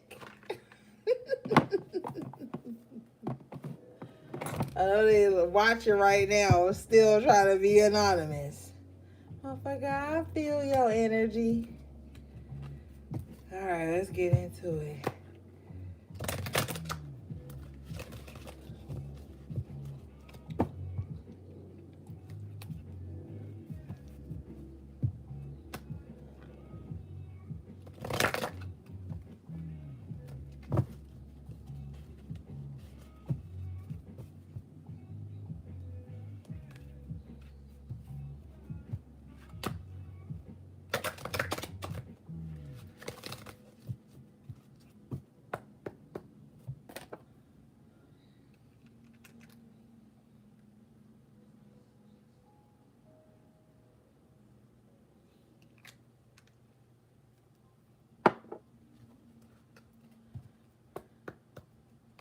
All right.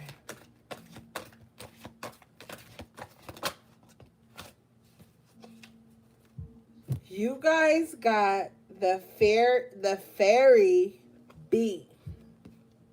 My life is sweet. Oh, okay. I love the face. Okay, this card says, so things have been tough for a while now. There seems to be a place where flow happens, but you just can't find your way into the stream. The fairy bee is here to show you where the honey is and how to attract the pollinators, the sacred messengers who can create the connections you need. Have no doubt, your life can be as sweet and as sound as honey, as healthy, strong, and productive as bees, and as busy doing something you love as theirs. At the end of the time of busyness that's heading your way, the inertia and feeling of being left out of one's life secrets will have lifted. You will experience abundance and golden times when this card shows up. You may also wish to explore essential oils and flower remedies.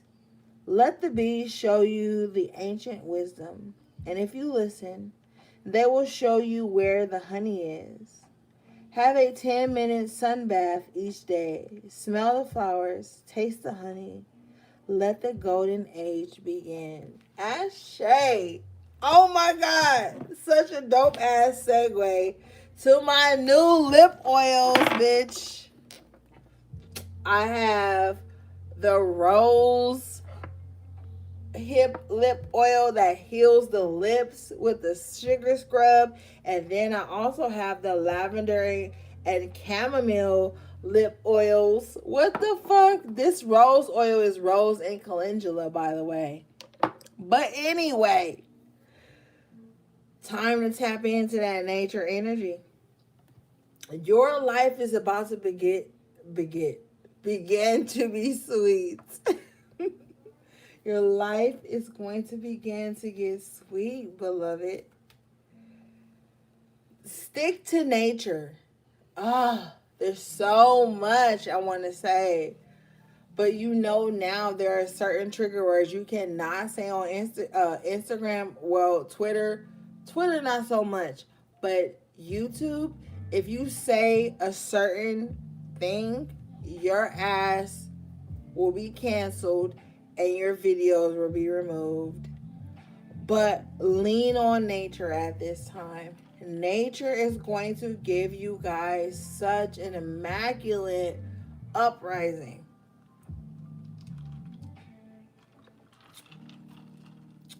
Your life is about to be sweet. You will experience abundance and golden times when this card shows up. So fuck the past, fuck what you've been through. If you know you've been doing the work, you're going to experience abundant times. If you haven't been doing the work and you only been projecting onto others and trying to make other people responsible for your life and your happiness, then that's a whole nother story. But if you know you've been doing the work, life is about to get sweet. Loopholes. Spirit said loopholes. Loopholes. Loopholes. Loopholes. So maybe somebody at this time is looking for some type of loophole within their experiences in life. Keep looking. There will be one for you.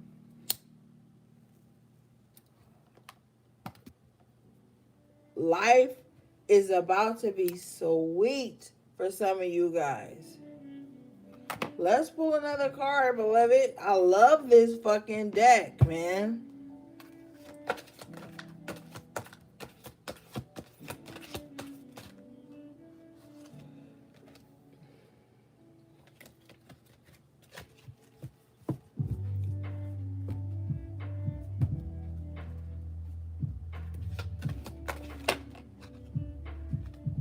Okay. Woo. You got hedgehog. Hedgehog love. Excuse me. Positive, uplifting new friends. I want to say before I read the definition of this card is that you guys are going to be introduced into new friends, new associates, business associates, life associates, or whatever that are going to be different from the past.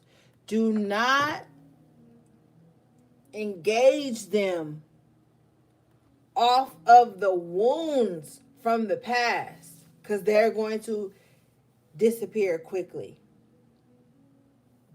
Okay? The hedgehog is very fast, okay? So you might rush into loving relationships with people. You might feel rushed to connect.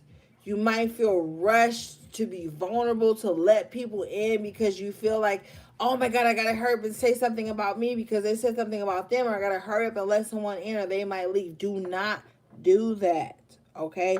But also, do not be so defensive and offsetting.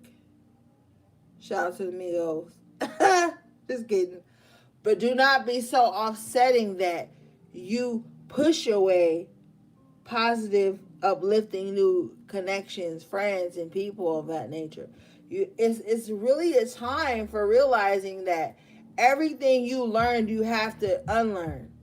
And everything traumatic that you went through is not about to repeat itself. Now, some people are not going to do that. So they're going to repeat the same traumatic cycles because it's what they're comfortable with. But those of you who are ready for change and who are ready for allowing the new to come in and uplifting experiences and people to come into your life, you're going to be more flexible. Therefore, allowing more comfortable things to come in.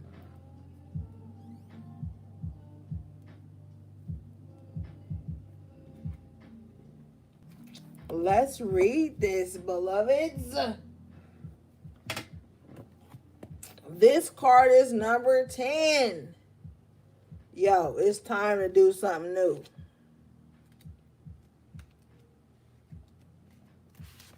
Okay. This is very long-winded. I'm not going to read it all, beloved. But I am going to give you the gist of it.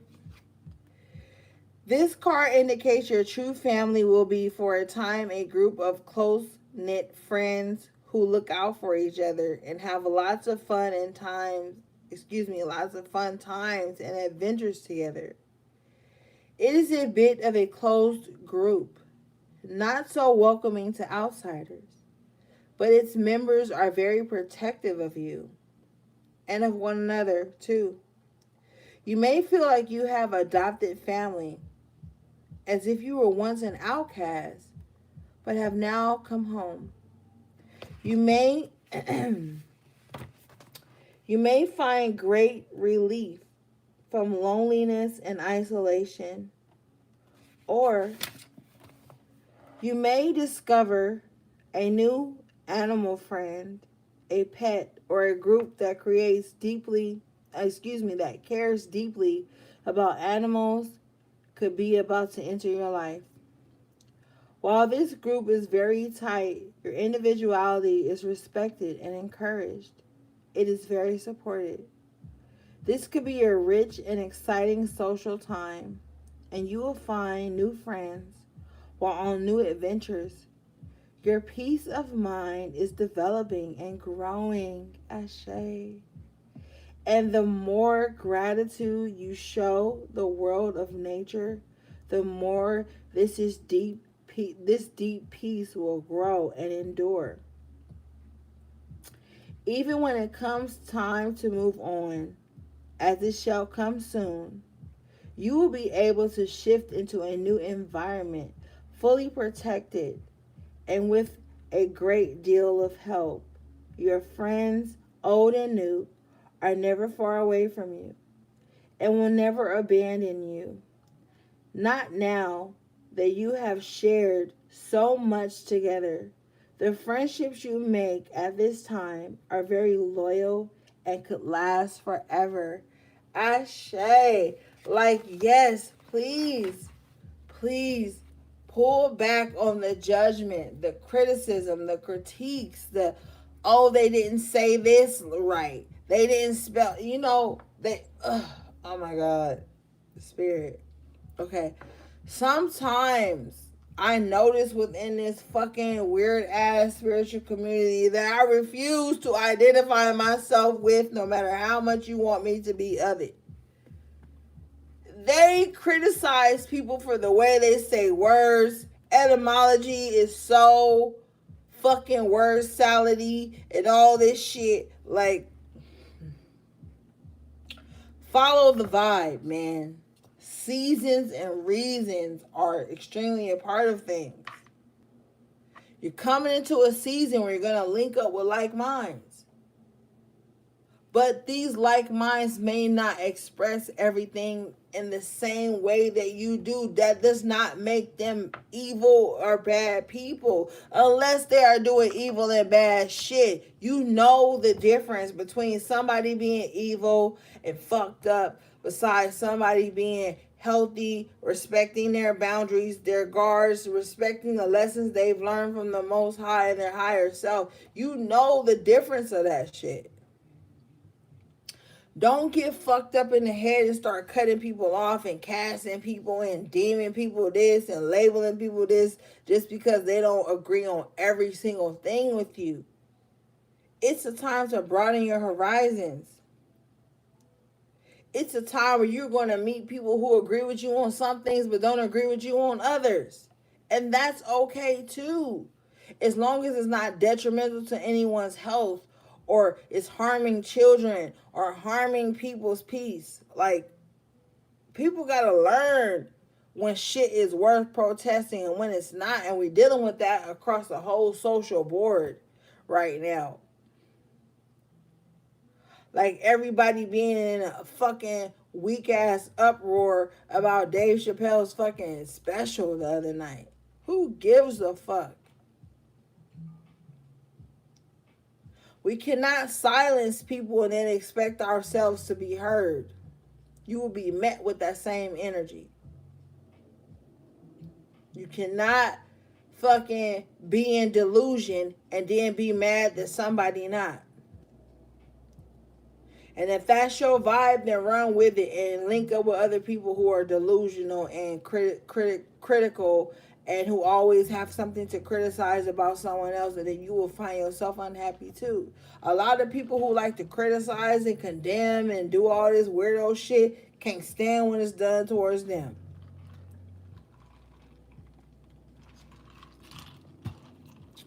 A lot of you guys are about to step into a beautiful time, man. Be patient in this beautiful time. It's not going to happen over fucking night. You're not going to get the keys to the palace or the mansion overnight. And if you do, you know it was divinely guided for you to get that. But for some of you guys, some people are extremely impatient.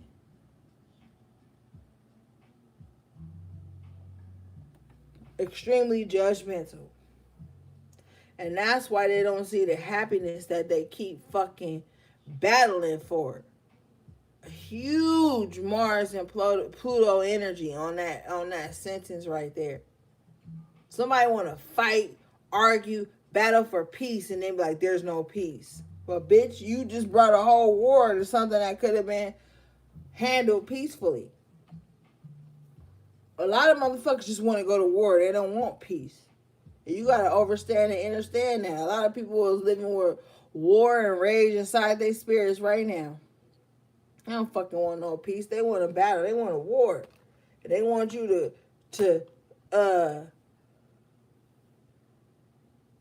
agree to that fucking war.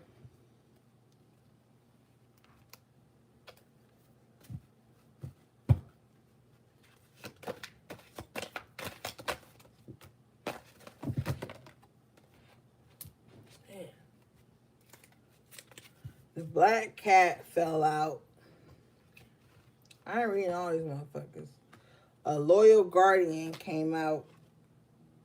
The undenying sadness of looking back came out. Yeah, some of your guides, y'all be like, oh, I want my ancestors and my guides. But when they tell your ass some shit you don't want to hear, you get mad. And you feel like you unlucky with the black cat in reverse. Oh, they told me I can't have this person. I can't harm this person no more. I can't make this person do what I want them to do. I'm unlucky. Bitch, this is a loyal guardian. Some of y'all be asking y'all ancestors to show up for you and y'all guides and y'all spiritual predecessors to show up for you and shit. And then when they show up for you, you be mad because they ain't telling you what you want to hear. They ain't giving you dominion over somebody else. How fucked up in the mind is you anyway that you always got to have dominion over somebody else? Anybody that I got to fucking try to have dominion over, I don't even want the situation. I'm out. Because why I feel this ugly ass need to control somebody else. Let's look at the loyal guardian and magical protector is there for you. See, thank you, Spirit. Thank you. Somebody want to have dominion over you. Somebody want to control your thoughts, your mind, your sexual urges. They want to control what you eat. Some of y'all probably been with somebody so abusive that every time you get ready to eat, you feel nervous and anxious because of what they done said to you and done to you. And it's a weird ass vibe over that. Let's read this. This is number 33. Ashe, Ascended Master number.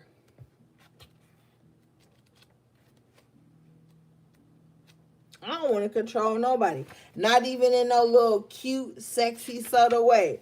Motherfucker, if you ain't showing up for me on your own free will, I don't want it. I don't want you in my life. I don't want a concert or none of that shit.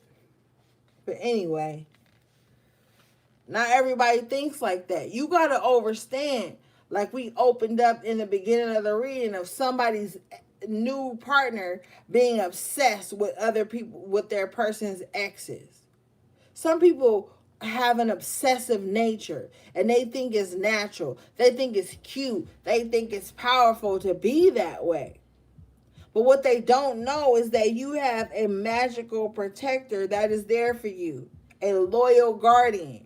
And they want to afflict you and hurt you because of how somebody else feel about you. You got to be sicked up in the fucking head to try to hurt and harm people because of the way somebody else feel about them. You got to be twisted. You got to have low self-esteem, low self-worth. You got to be lost out up in this fucking world to be sitting around projecting energy on people who ain't even worried about you.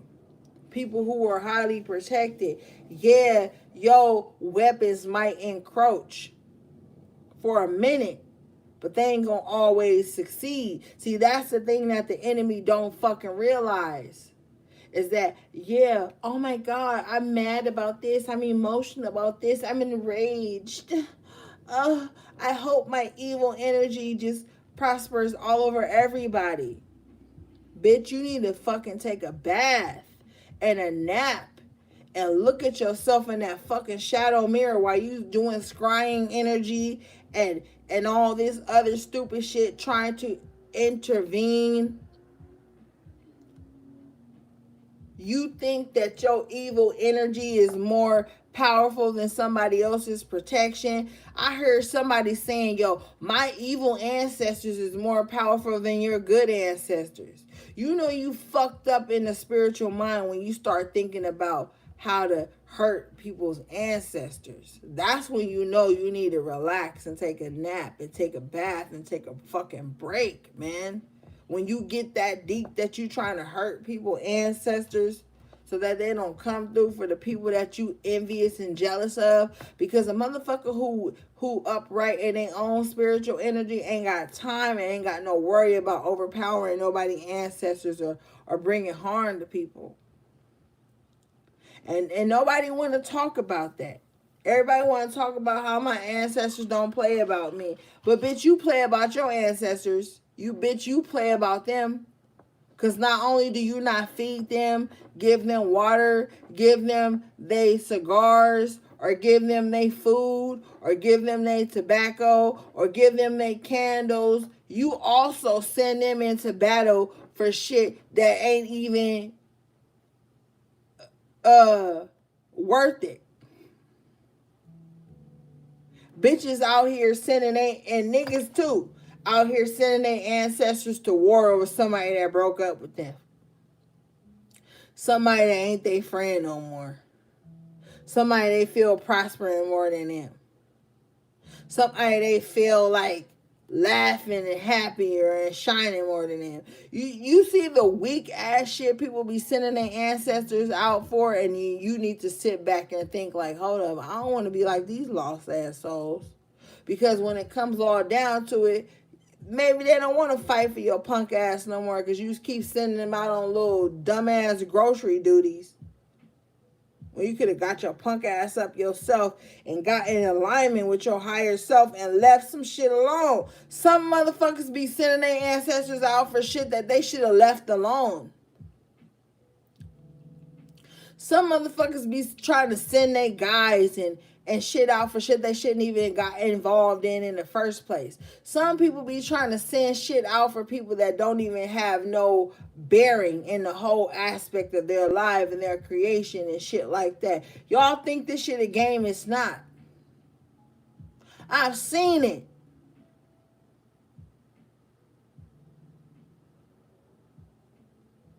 Fuck I look like sending my benevolent ancestors out after some shit that was supposed to be removed from me in the first motherfucking place. And then they removed it.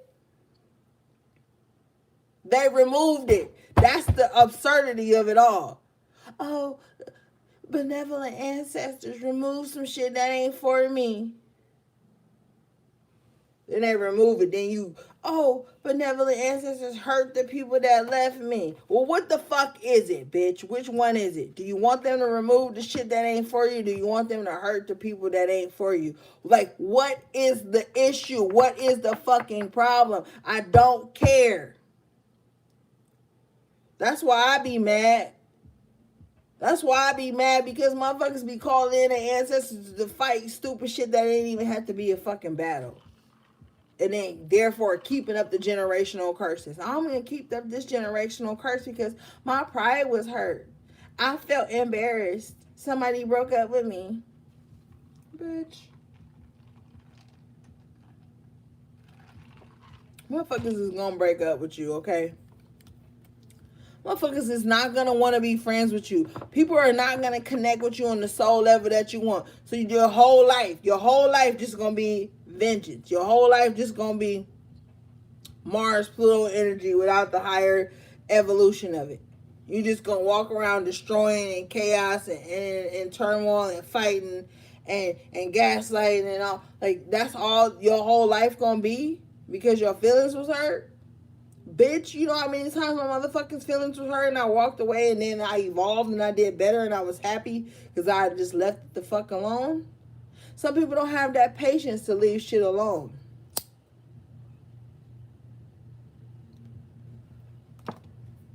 All right, let's get this last energy because I already know y'all like Ori. The fuck. Okay. A loyal guardian, a magical protector is there for you. This card says you will have with you energetically at this time a protective guardian. There may be some people or situations in your life that make you feel threatened, uncertain, and uncomfortable. This wariness has been noted, and this shapeshifter in the form of a large, devoted, and powerful companion will be at your side, sniffing out danger, sounding an alarm at any threat, even readying to fight for you, should it come to that. If there has been bullying or behavior that has intimidated you, you have someone on your side who will who will not let you down. Hold up. If there has been bullying or behavior that has intimidated you, you will have someone on your side who will not let you down and who will not let you face this alone. Ashe. Don't fucking call your ancestors in to do no stupid ass shit. I remember I was talking to this karmic ass nigga like 4 years ago. He was talking about, yeah, your ancestors supposed to be your slaves. Your ancestors is supposed to be, you call in on them. You don't respect them. You don't give them nothing. You make them do what you want them to do. Okay, you keep thinking that. You keep thinking that. And I ain't gonna say this motherfucking son. You keep thinking that your ancestors is supposed to be some weak ass tools in the shed that you toss to the side until you need them to hurt somebody. And guess what you gonna call on? Evil entities.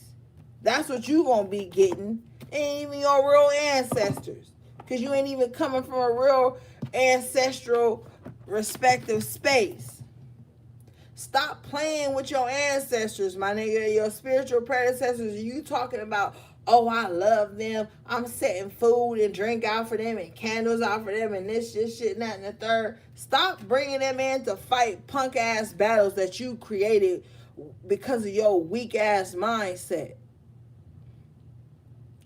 A lot of people be weak ass spirits because they want to resonate, they want to relate, they want to be a part of some shit. So they want to be a part of whatever it is at the moment that seems exciting and euphoric and that's getting a lot of attention. So you know what they do? They call in their ancestors to fight shit that ain't even a real battle.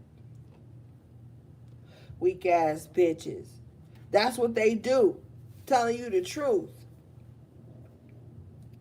And that shit skates by for a minute. You know why? Because evil likes to eat. Evil is never satisfied. Evil is always hungry. Always hungry. So they're going to always be looking for spaces where people need shit and is willing to feed them. But I guarantee you set a nice ass spread out for your divine benevolent ancestors, true spiritual predecessors. They gonna eat that shit up and they gonna fucking protect your ass from shit you never even thought was gonna come against you. It's gonna miss you, but you be in this weak ass energy. Bitches be excited to be in that weak ass energy. That's why I stayed in my motherfucking self. Bitches be excited to be in that weak ass energy. They click up and they group up and everybody keying and shit. Oh, they didn't want us to be, they didn't let us dominate them. Well, we're going to try to dominate them in the spiritual realm. And then your ancestors come in and sit them on their fucking ass. And then you know what they do? Instead of bowing out gracefully, they keep trying to fight. They keep trying to fucking fight. Because they ain't learned no lessons. Spiritual narcissists and egotistical bastards is what they are. They ain't got no reverence for nothing. They feel like they the end all and the begin all. But they not. You come from somewhere. You start from something. You better fucking tighten up. I'm telling y'all. Y'all think spirit is some little fucking imaginative, invisible ass energy that's just running around doing whatever the fuck you say. Nah, spirit got boundaries too, motherfucker. Whatever you equate spirit to be, they got boundaries too.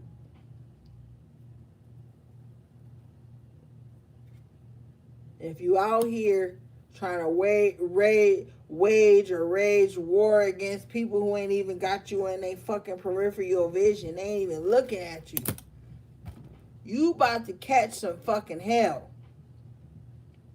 And I don't got no sympathy for you.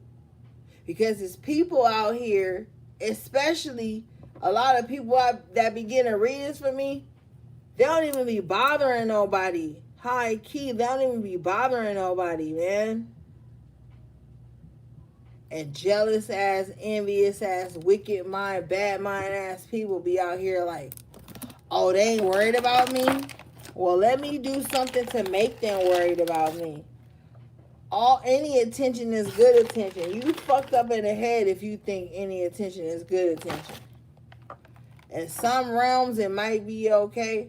But in the spiritual realm, nah. It's a wrap for that bullshit. Tighten the fuck up, man. Don't nobody care all the time about your wounds and what you done been through. They coming in your life trying to be upright and trying to be genuine with you and generous with you and kind with you. And you still stuck on some past heartbreak shit. So you want to hurt these innocent people before they ain't even thought about hurting your punk ass. And that's real. Everybody be like, yo, well, if somebody came in your life and hurt you, that means you was out to hurt them. That's a bullshit ass line if you thinking you a bullshit ass person. Some people just come in your life trying to be lighthearted, have a good time, trying to laugh, trying to be chill. And then your ass still stuck in wounds from 7-8 years ago. And you like, oh, I gotta hurt this person before they hurt me. I gotta get over on this person. I gotta test this person. And a lot of y'all motherfuckers who be out here testing people, you testing good motherfuckers right about your life. You actually helping them to pass tests from divine. Tests from the divine. That they ain't like the rest. So while you trying to put them through a test, you better sit the fuck down and study for yourself.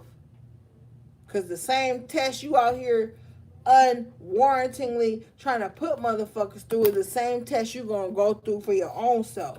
Ain't nobody even going to test you. You going to be coming up against a test on yourself. Motherfuckers don't want to hear that, though. They want to hear that everybody that came in their life and did them wrong was negative to them. Well, bitch, what was you putting out to them? Was you being weird and shifty and trying to say, if I say this, what they gonna do? If I act like this, what they gonna do? If I test them with this, what they gonna do? You go looking for some shit, you gonna get it. And to keep it a billion, motherfuckers don't care about none of that shit no more. Motherfuckers got a low tolerance level for people coming up in their life trying to test them about some shit. Trying to make them feel responsible for some shit they ain't even caused. You done went through some shit for the last person. You didn't heal from that. So now you going to test everybody on that same shit in your life. As opposed to listening to your intuition. Excuse me. That's why I keep saying, listen to your intuition, not your fucking wound. You listen to your wound, WOUND, you're going to only come up with more wounds. Listen to your intuition. Everybody don't need no fucking test. And if you fucking with people that you think need a test, you need to re-evaluate the type of people you fucking with.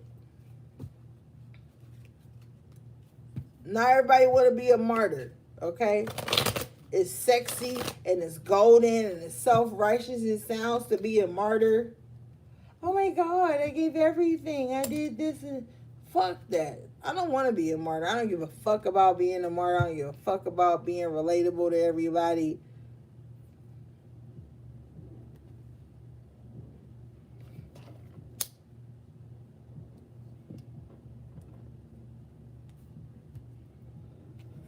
All right. Let's move on. Everybody want to be a martyr, but don't nobody want to sacrifice nothing. Even their own fucking weak-ass ego. That's the problem. I'm a martyr. No, the fuck you not. You ain't a martyr. You ain't even sacrifice your own ego.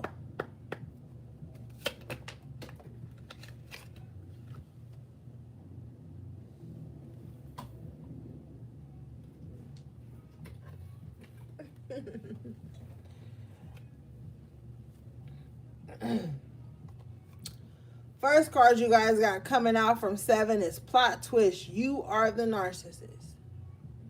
So there's a covert narcissist watching this reading right now. Mad because they getting caught on their little covert tactics. Mad because motherfuckers done cut them off and not being tools in their sheds of lies and deceit and manipulation.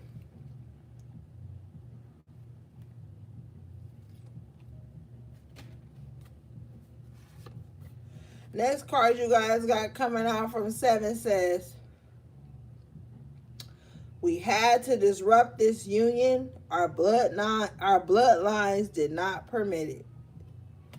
So some of y'all could have been connected to a social narcissist, a sociopath, a psychopath, whatever the fuck it is. And you was like, oh my God, we are meant to be, they get me, and da-da-da-da, and all of a sudden it crashed. That's why it crashed, because Spirit is like, they not for you.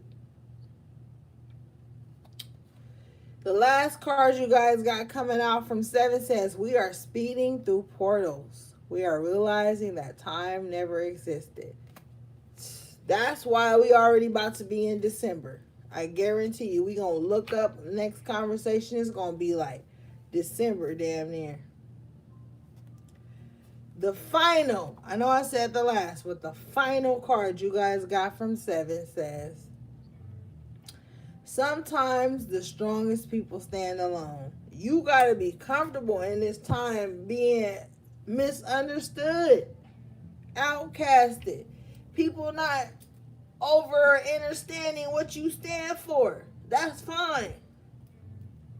Because we are in a 2 to 5 second, not even that, man. People don't even take the time to get to know you, man. They just want to hyper connect. They just want to hyper explain. They just want to hyperly put you in a box. They just want to find some way to define you.